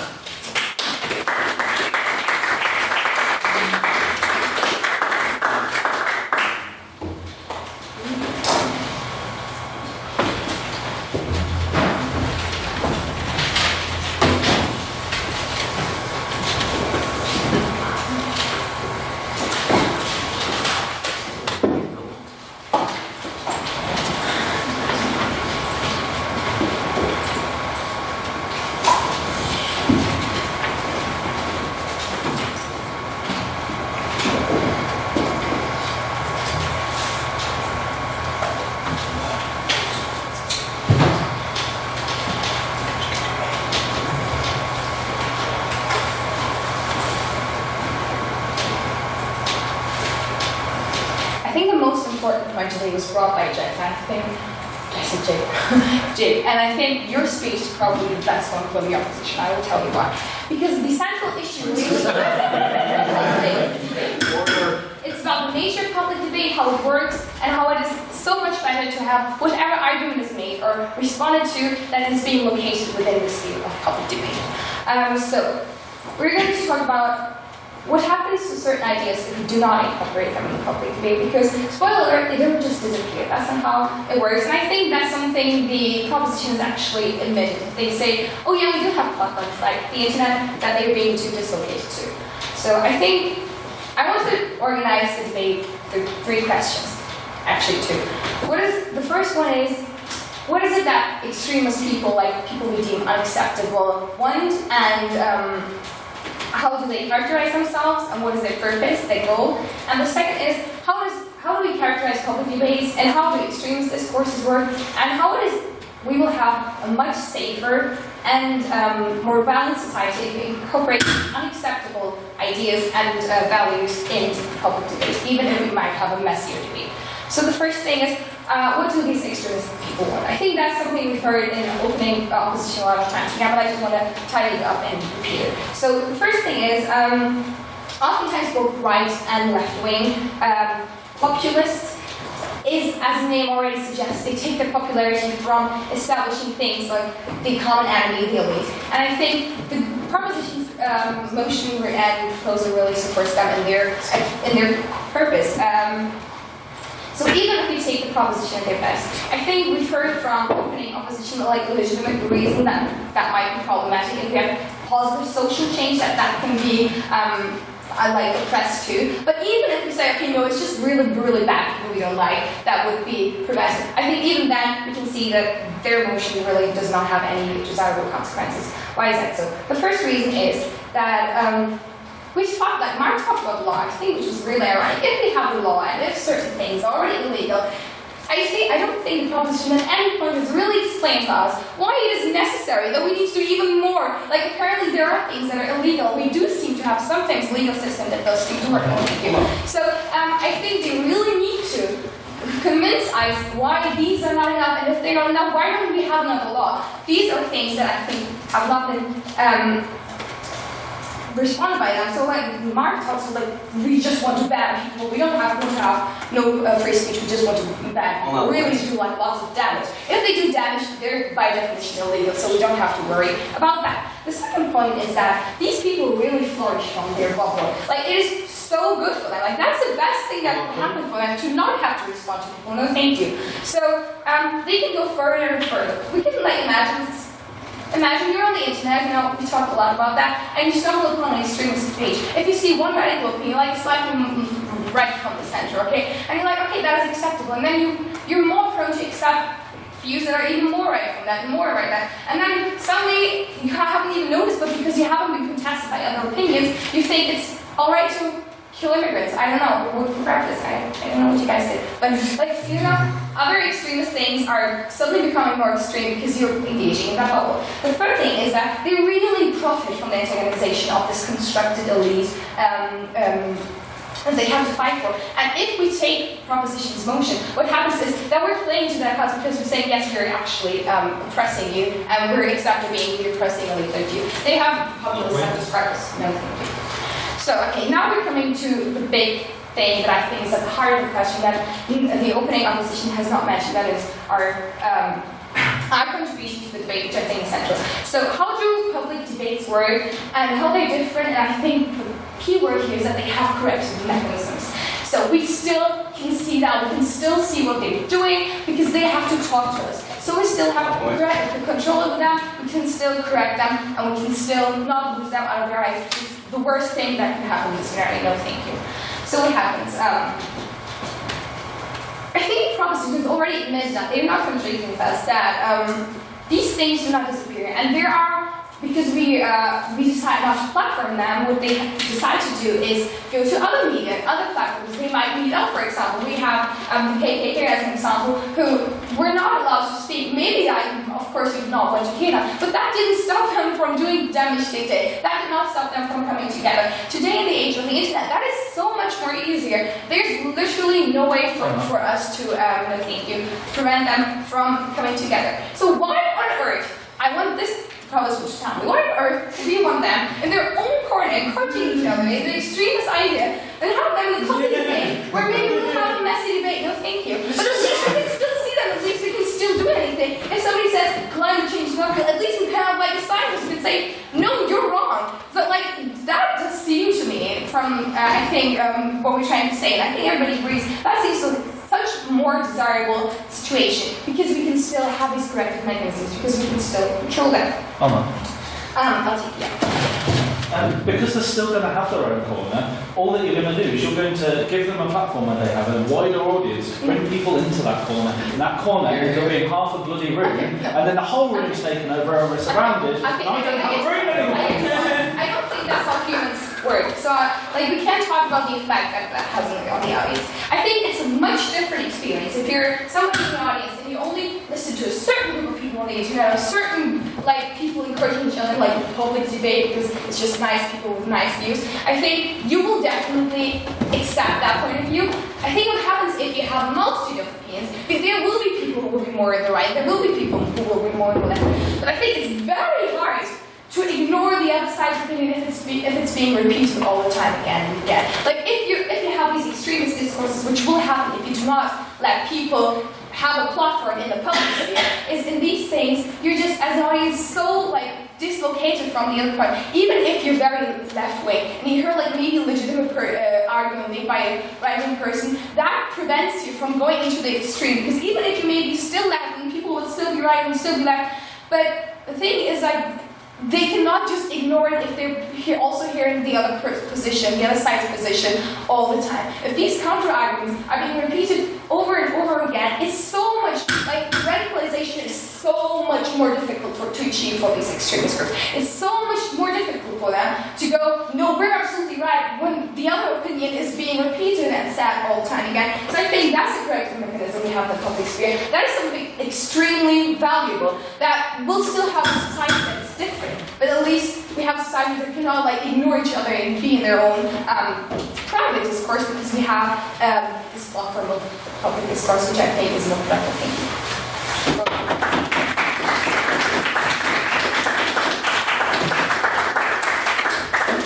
Okay, now speaking finally for the proposition, please welcome up Mr. McCarthy.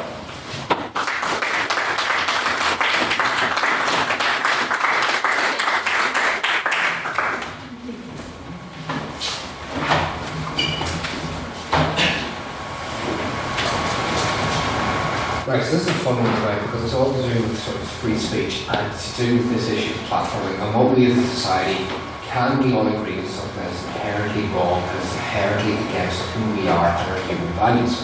And I believe we should be able to, as a society, be brave enough, be competent enough to understand when something is wrong, when a view is wrong, and you do not wish an organisation you are a part of, or indeed a society you are a part of, to give those views a platform. Chris opened up very eloquently, and this is actually non-statutory, and surprisingly enough, the opposition, to their credit, have not attempted to sort of create this Orwellian nightmare of sanctioning of free speeches.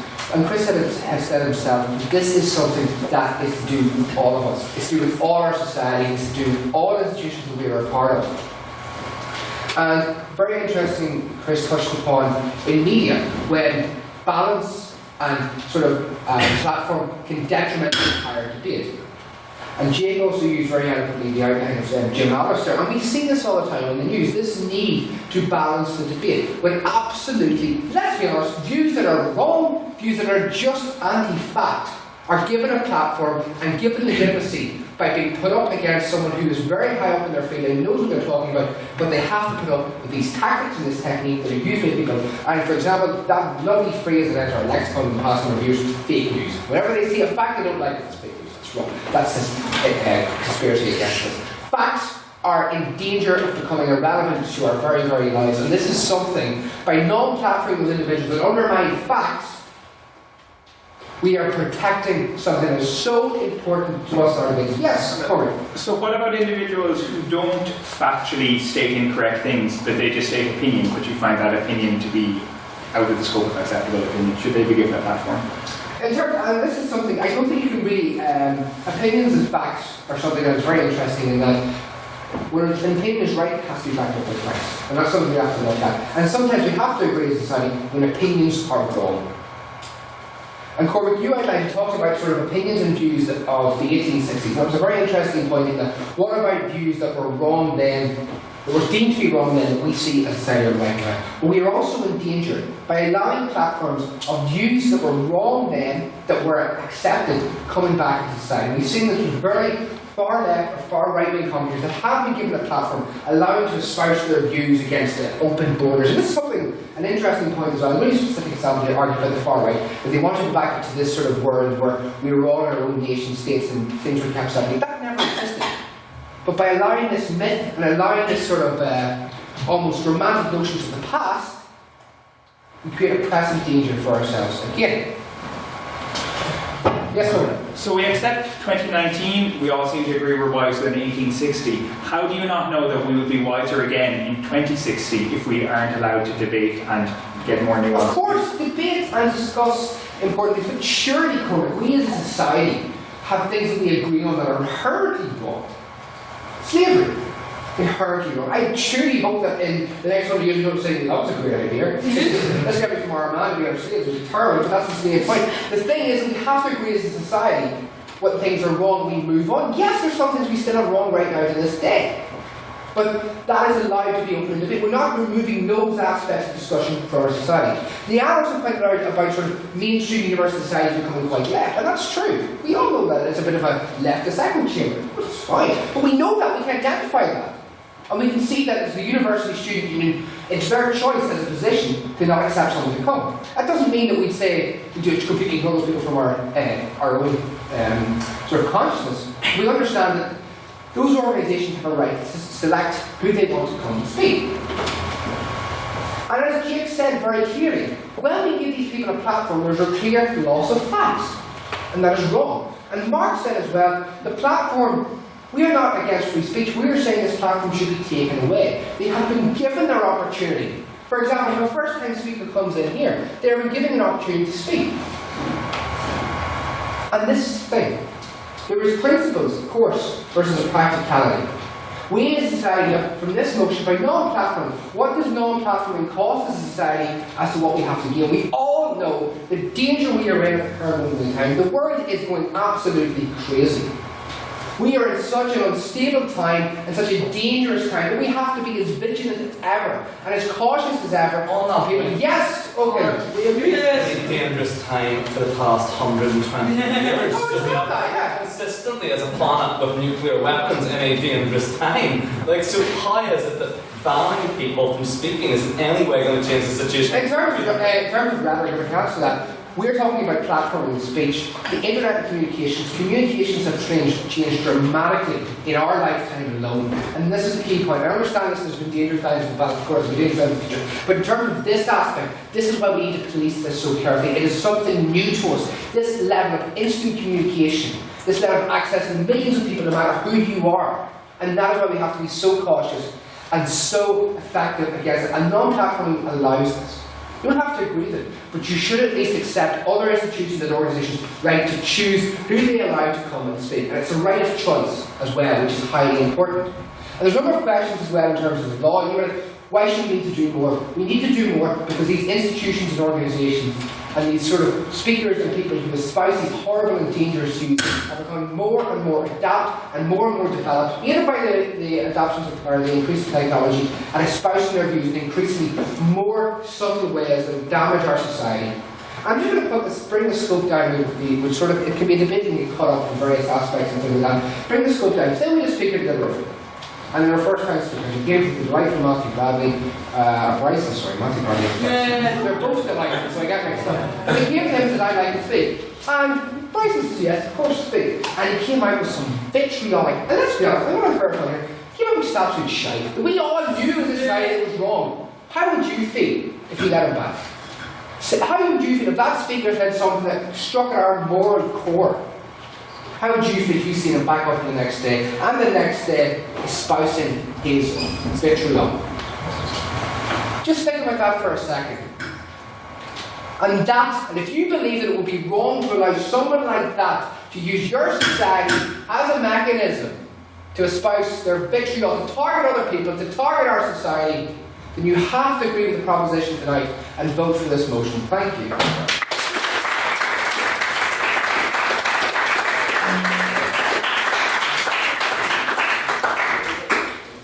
Fine to cross the panel tonight. You might think I don't keep track of this sort of thing, but I do. Now, please welcome up speaking finally for the opposition and to close the debate as a whole, Mr. Morgan Hickman.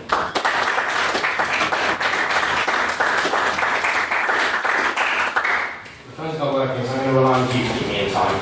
I will do so. Thank you, good sir. Mr. President, learned friends, both sides of the bench, members of the House, adjudicators. We've heard some convincing arguments this evening, and really they turn on two key areas. The first being the mechanism, and the second being the purpose. What do I mean by this? The mechanism, who decides? Who has the power? And the purpose, what do we seek to gain by no platform? I'll address the mechanism first. It's to do with, as we hear from the opening proposition speaker, to do with offensive and unacceptable messages. It takes it beyond that. It's those with radical and extremist views who really have no right to proliferate. And the question is, who decides? We've heard two suggestions this evening, the elites and the membership. The elites get to choose in some kind of authoritarian Orwellian idea, and that is a top-down conception. In fact, that was argued by the second half of the proposition bench in their reference to legislation being the mechanism. The second by the membership, by a plebiscite, by majority rule. This is the other mechanism by which we can enforce these ideas, and that's what the first half of the bench alluded to in the context of the socialist organisations in England. And I'd like to actually pick them up on this one. There's an interesting point here. They say that a body has a right to choose their own speakers, and they have a right to exclude those that they feel disagree with their positions, and to invite those that enhance them. One of the key examples we were given this evening, and I've heard reference to it by both sides of the bench, is the Israeli ambassador. How can that be reconciled? It was a decision by the academic decision makers in the course, in the Senator George J. Mitchell Institute for Global Peace and Reconciliation, to invite the Israeli ambassador, and the SU decided to protest it. One second. And by their argument, and this is the idea, and they invited not just the Israeli ambassador, but later on they invited a representative from the Palestinian government, and the purpose being so they can understand both sides of the conflict. There was more than one point of view in things, and while we may decry someone as being objectively and factually wrong in what they're doing, we may decry what they're doing, we may denounce them, no thank you, what we can then in fact say is we can learn. We can learn from the Palestinian, we can learn from that speaker who turns around and decries the oppression they're receiving from a regime, and then we can understand the ideologies that fuel the regime to do what they do. No thank you. So, my point. So the second mechanism we've heard is through legislation. And this is obviously quite a substantial difference to what we heard from the first bench. It actually takes away the right of the organisation to decide. And in fact, there is a grain of truth in what the closing pair said on this, and it's been picked up by the opposition bench. And the ultimate thing is that we can regulate this by legislation. We can say there are individuals who go too far; they commit harm. And we had a nice example by opening government, Katie Hopkins and cockroach refugee, which I firstly say I deplore. However, he said that leads to murders. And that is the language we take issue with. That statement does not lead to murders. It leads to a dehumanisation, which is fundamentally wrong, should be opposed, and is demonstrably and patently false. Just let me finish this point and I'll take it. No, I didn't. But did she say, crush the cockroaches? No, she didn't. She is wrong. Wait, no, I'm going to take Chris on. She is patently wrong. They are humans. Refugees are humans. They have human rights that are recognised in the international law. She was wrong, and demonstrably so. It can be demonstrated. In fact, our friend here demonstrated it. And this is the point.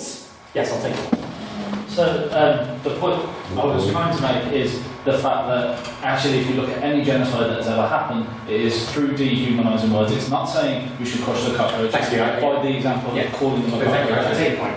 But that's the point that's exactly the thing I'm trying to say, is we can demonstrate throughout history genocides were fueled by this kind of language, and we can point it out and say, this person is dehumanising people.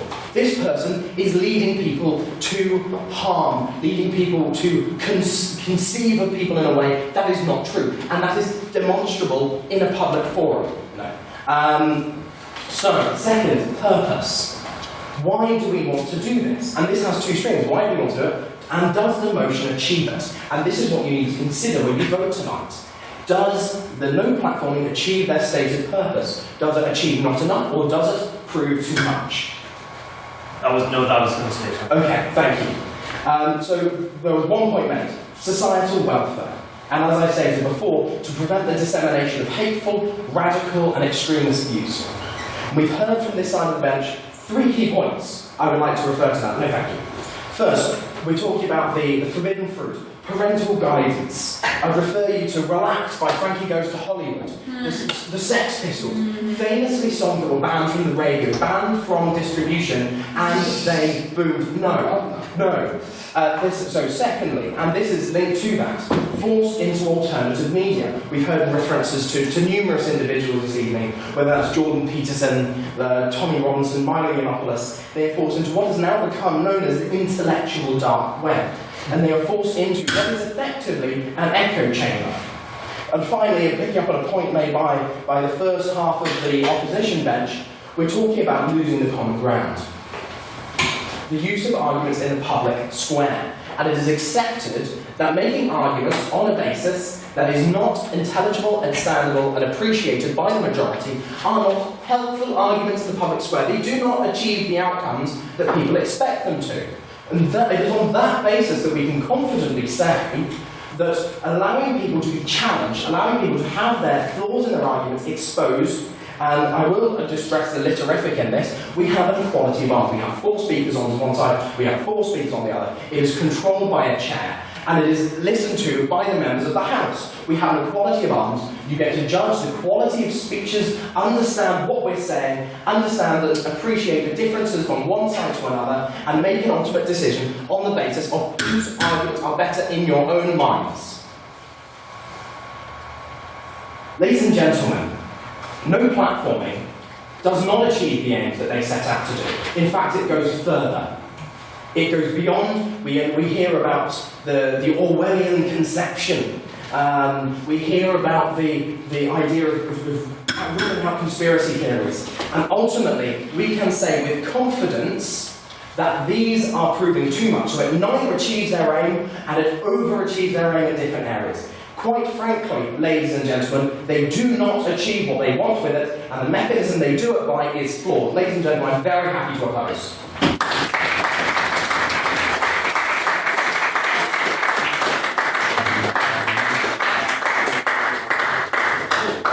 Alright, our judges will now go out to make their deliberations, and I know that a 4v4 debate can by the end of it feel like it's been slightly taxing in the brain, but while they do go off to make their decision, we move on to any questions if they so exist. So, are there any questions in the room for the proposition? Or are we questioners here? Any questions for the proposition or the opposition? Oh, what's a show? What do you Mr. McGinnis. So, a number of speakers on the opposition have brought up this idea of, deplatform people doesn't work and just forces their views underground, and they become more powerful. Except that isn't actually true. That isn't actually what's happened. Milo Yiannopoulos, which Morgan mentioned, was very widely deplatformed after a number of very controversial, very disgusting things he said. Milo Yiannopoulos is now a disgraced bankrupt, more than £2 million in debt. Jordan E. Peterson has been pretty widely deplatformed. He's now a dishevelled hermit, eating only meat and water and some kind of fashion binge. Katie Hopkins is occasionally trotted out on Russian propaganda sites to say things, but no longer has a radio show, no longer has a TV show, because these views have been. Surely, is this not proof? Sure, that this deplatforming actually does prevent these people from disseminating their repulsive views. Anyone from the opposition wish to respond? I'd actually like to pick up on the Katie Hopkins one. I think that's a good example. There is a point where individuals are able to. We heard it from both sides here that there are, in fact, where individual organisations, institutions have a right to choose who they want to speak and what they want to do. There is a difference in the context between refusing to provide a platform for someone for their ideological reasons, or refusing to provide a platform to someone because they have done something that is illegal or outside the realms of what we're talking about, the definition of the motion as proposed by the first speaker. in the context of Milo Yiannopoulos, the comments he made was not actually to do with his right-wing, alt-right personality. It was to do with sexual acts with minors not being statutory rape. That was the reasons he was refused a platform, not because of any of his extreme opinions that was under the definition provided by the opening speaker. So we take these examples and we look at Katie Hopkins again, as I mentioned before. She was refused because she's no longer got a radio show. That was also because of the public outcry against her, that they were no longer receiving the views, no longer receiving the popularity they were receiving from her, because people didn't like what she was saying and they voted with their feet. And that is the whole point of what we're saying. You expose these people to public ridicule and opinion, and they are demonstrably wrong and absolutely correctly shunned. That's the point. You don't need to no platform them because that just gives them the victimization they claim they have. Right, does anyone from the proposition wish to respond? Sure. Firstly, we like to assert this isn't 1984, this is the real world. And as you've spoken, deplatforming, it works. It works. We've seen from countless examples that it works. And on the proposal that we're looking forward to legally implement this through the law, it would be put into place much like slander or libel, where there's a quantifiable damage whenever you see a result of someone's speech, of someone's platform, on why they don't deserve it. And on the opposition's points that people vote with their feet, we don't believe that at all. Let's be realistic, folks. People are sheep, and with misinformation and manipulation, people cannot decipher what is true from what is false. And this is the internet that we live in now. It's a terrible world. But this is why we need deplatforming. And this is why we need it to be legally implemented in a quantifiable way. I'm going to go through any abstaining points in the room. Flip, there are multiple. Mr. Bradley. This may be the last question I'll get asked in this case, so it's going to be an abstaining one for both sides. So US President Donald Trump on Twitter, I believe, has violated their terms of service. He has incited violence with those videos he shared from Britain First, and he's done many things that I think the proposition and the opposition, well, the proposition would agree, would allow to be deplatformed. He is the elected head of that state. Should Donald Trump be deplatformed from Twitter? Go to the proposition to respond first. Yes, 100%.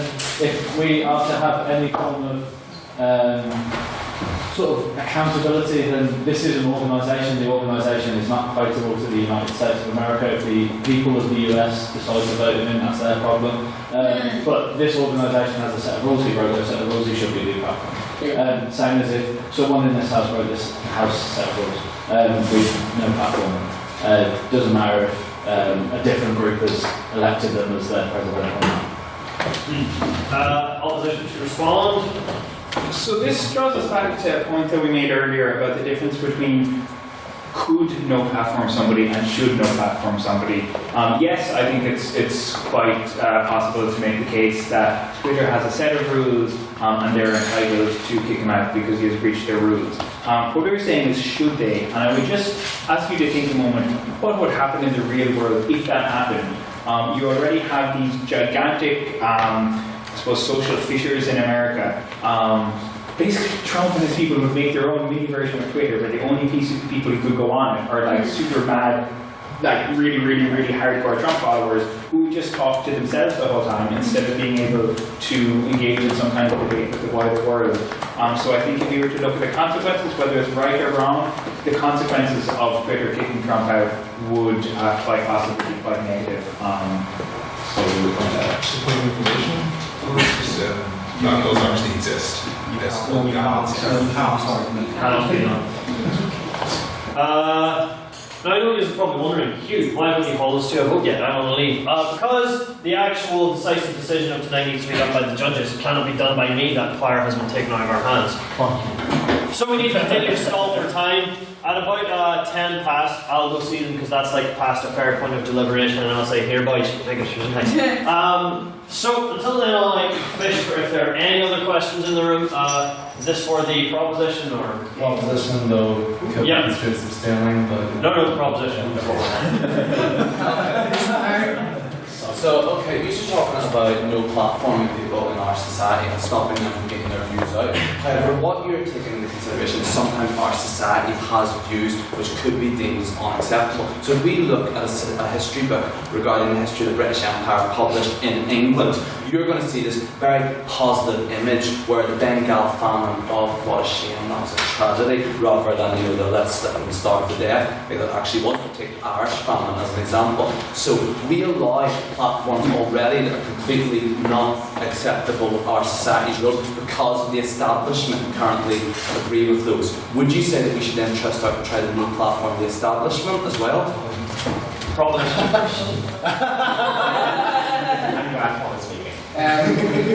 While I always appreciate cheeky naked British Empire, I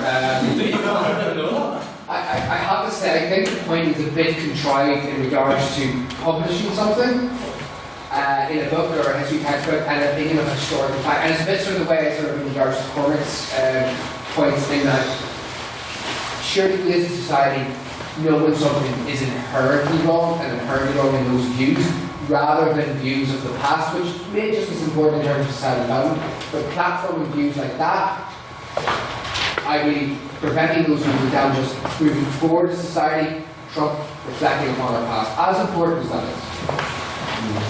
Opposition to respond? You don't have to. Cool. We were so on. Go on. We moved on. Sorry, Cormac. It's just not that time today. I'll take one last question for the opposition to close us out. Mr. Donegan. So you guys mentioned the concept of safe spaces earlier in your discussions, and what I'd just like to ask is, do you feel that these spaces should always be there should always be this element of you should be able to challenge whatever view is in these spaces, because in many instances these places exist for a reason. It's for people who have a identity that is frequently challenged in the public, and these are places where they feel safe. Do you think it is just to bring an opinion that, not even an opinion, an argument that may impact on their sense of identity state? Does anyone decide more than what I'm talking about? Because I know what he's going to say. No, you don't. Obviously. Okay. So, firstly, I would just like to point out for your benefit a wonderful debate about safe spaces. At some point in the. It would be 168. Thank you, 167. It was, that was a very good debate, and I would commend it to you. That said, I think that this is somewhat outside the realm of what we're talking about tonight. Specifically, we're talking about in the public square. So where we have organisations that are putting themselves out there and they are getting speaker engagements for general consumption, as opposed to small groups. And when we've had back and forth on both sides of the bench about this, and I think there's a broad sense of agreement that in certain circumstances you have organisations that have a right to choose who they want to speak. So in the fact that I'm not going to argue that the Labour conference in refusing to provide a place for the PM to stand is. Thank you for your support for the motion. But in that context, we're not saying that every organisation must provide a platform to everyone. It's in the context of where a platform is being offered or would ordinarily be offered and is withdrawn after either pressure or practice against the individual because of either their message or their characteristics. Those would be the basis, and again, it's to do with the public square. I think that's where this debate is really centred. I'm happy to take any clarification from the opposition if they disagree. All right. The proposition, sorry. Proposition to respond? I think you just said what we've been saying all the days. Yes, I know. It's because you agree with us. I misunderstand what no platforming is. It's not this reactive situation where a place has been offered and is suddenly retracted. That naturally comes under the definition of no platforming. But to pretend that no platforming is only that is genuinely ridiculous. No platforming also essentially amounts to creating a blacklist of people. It's no different from a nightclub taking note of people who are absolute gobshites. Oh no. Evening, fantastic. Going to bankrupt myself. it's effectively, far from this very narrow definition given by the state, is just, it's much more than that. Alright, so that will conclude the questions. In the interest of time, I'm not going to go for another staying on, so we're just going to go to a vote, after which I shall go and get back our judges and tell them. We got that from them from the back streets. Or we think of farm Respect! I'm happy with that. Order. This is my chamber and I will have respect. Do I have it? Here. Calm yourself. Right, we do now, as we always do, move to a vote. And I'll clarify, this vote has absolutely no bearing on who actually wins tonight whatsoever. It's purely ceremonial. The motion may pass, but it will not affect who the winner of the Dufferin is. So, this is the vote on speakerability. You know what that means by now. If you would like to vote in favour of the proposition, raise your hand and say aye.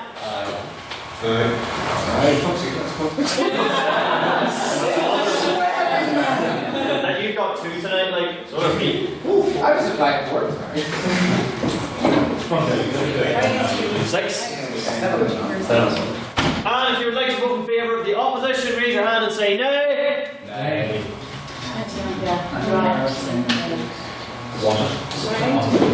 Yes. And if you wish to vote abstaining, please raise your hand and say nay. There you go. This one is kind, so. 7. Right. Mr. Matthew Bradley. Yes. Soon you shall have someone to say that to, but it is time for now, at least, for you to read me back the vote. What did you say, Matthew Bradley? That's the meme for next year. I'm just going to think Chloe is like a clone of me. So Next week, you'll be both the chairman and the secretary, so you can say Mr. Matthew Bradley. So you can do it. No, I'll have someone to fill it for me. I'm not going to No, I've done. Wait, do you want to hear this one? Yeah! Stop heckling me! The vote reads 7 ayes, 8 nays, and oh look, there's 8 abstentions as well! Right, there's a tie between nays and abstentions, which regardless means the motion has failed. Hurrah! Woo!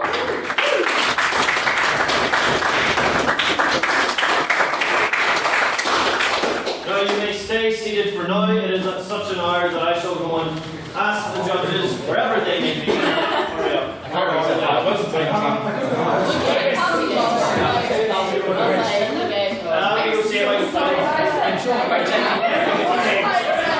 Don't start breaking stuff when I leave. Do you want me to do some entertaining?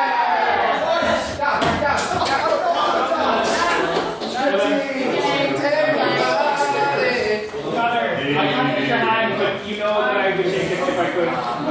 I'm working. I'm going to have to you No, Mr. Scott, leave the presidential chair. I'm sorry, there's a sanctity to it. It's my predecessor that ascends the role, not me. Right.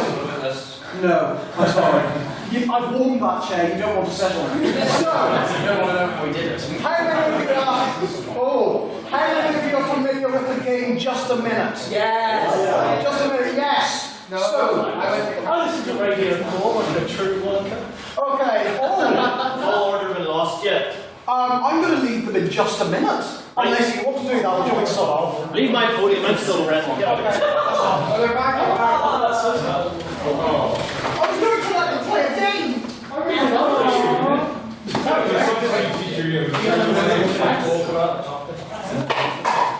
That sounds like a good game for debating. Where's my gavel? No, they won't be able to speak anyways. I didn't steal it. Genuinely. Hey, the gavel, Matthew. Well, I'll give you the gavel.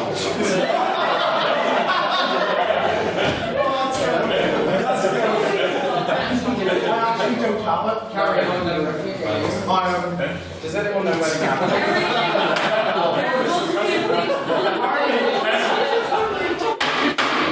Alright! The judges have made their deliberation, so please listen to them as they unveil the results of the Annual Dufferin Dufferin Competition of the 170th session of the Literary and Scientific Society at Queen's University Belfast, circa 1850.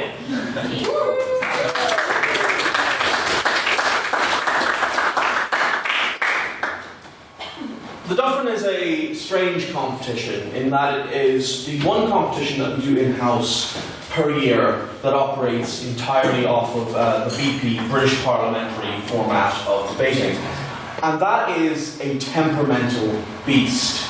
A temperamental beast which has a large portion of rules that must be observed throughout the entire thing. And it focuses very heavily on not just the quality of your argument, but the degree to which you explain that argument and to the extent to which you convince the judges of the validity of your argument, in particular when compared to the arguments being put forward by the other side. We have a few notes that can sort of be taken to heart across the entire table tonight before we get into the call itself. The first note that we all universally had regarding the speeches given tonight is we want to see in the future, in BP style, a deeper level of explanation.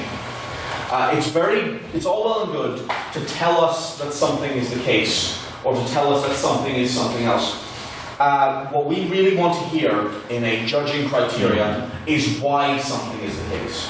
We need to hear you say why this thing that you are asserting is true or untrue. More to the point, if you wish your argument to be truly strong, you should go to an even deeper level than that and tell us why that thing is the case that you have just said is the reason why something is true or untrue. Go into that deeper level and really, really explain, because this not only makes your argument stronger, it makes it much easier to defend it when it gets challenged. Another thing, when you talk about people and you talk about consequences, you need to talk about why these people and consequences are significant and why these people and consequences are more important than the particular thing which is being put forward by the other side. You know, if one side says that we can't do this thing because it will cause X, you have to then point out why X is less important or more important than the people being affected or whatever that would be. Another thing you should all keep in mind, the cohesion of your arguments.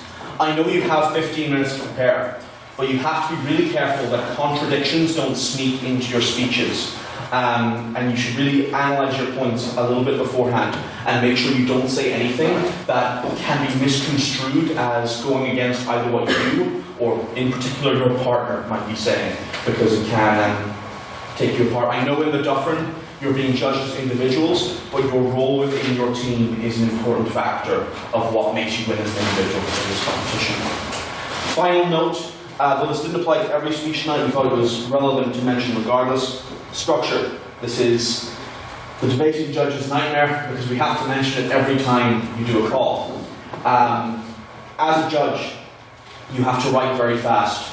You have to write a lot of things down. You have to pay attention to everything that's being said. Do not make the judge's life difficult. Make sure you signpost every single point you're going to make and then tell us the points you made at the end of your speech so we can have a little note which tells us everything we need to know as a handy little guide when we're weighing up your arguments in adjudication. It really makes our life easier and it makes you sound like a more coherent and competent speaker, and I really would recommend that all. So, we had a debate which focused fundamentally around free speech, different sides of things, whether or not we should know platform or whether or not we should never know platform. We had numerous different takes, the university style of things, the far right, the internet and social media, all playing particularly strong roles. But after much deliberation, and I shall keep you in suspense no longer, we had a clear call, which ultimately was unanimous from all three judges. And I'm proud to announce that the winner of the Dufferin Competition for 2019 for the 170th session of the Queen's University of Belfast Literary and Scientific Society, proud of course to tonight be in this room. I have busted for the winner shall be presented with this and Chris Hubble, the fine man that he is, shall go and have a wee in one of the many fine toilets around this campus. The winner of the Dufferin Competition is Miss Sheldon.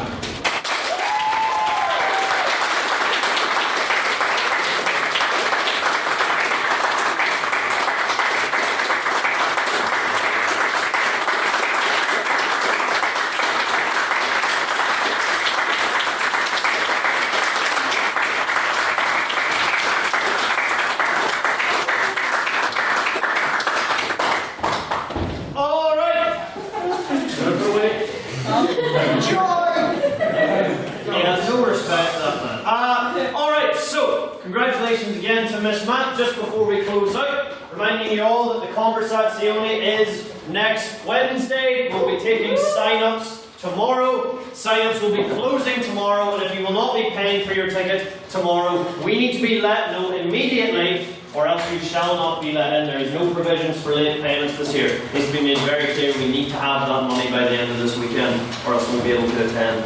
So, that's the more serious note. Just be sure the money gets to us if you're going. Otherwise, less seriously, we'll be going to the pub. As always, hope to see you there. Next week's debate is this.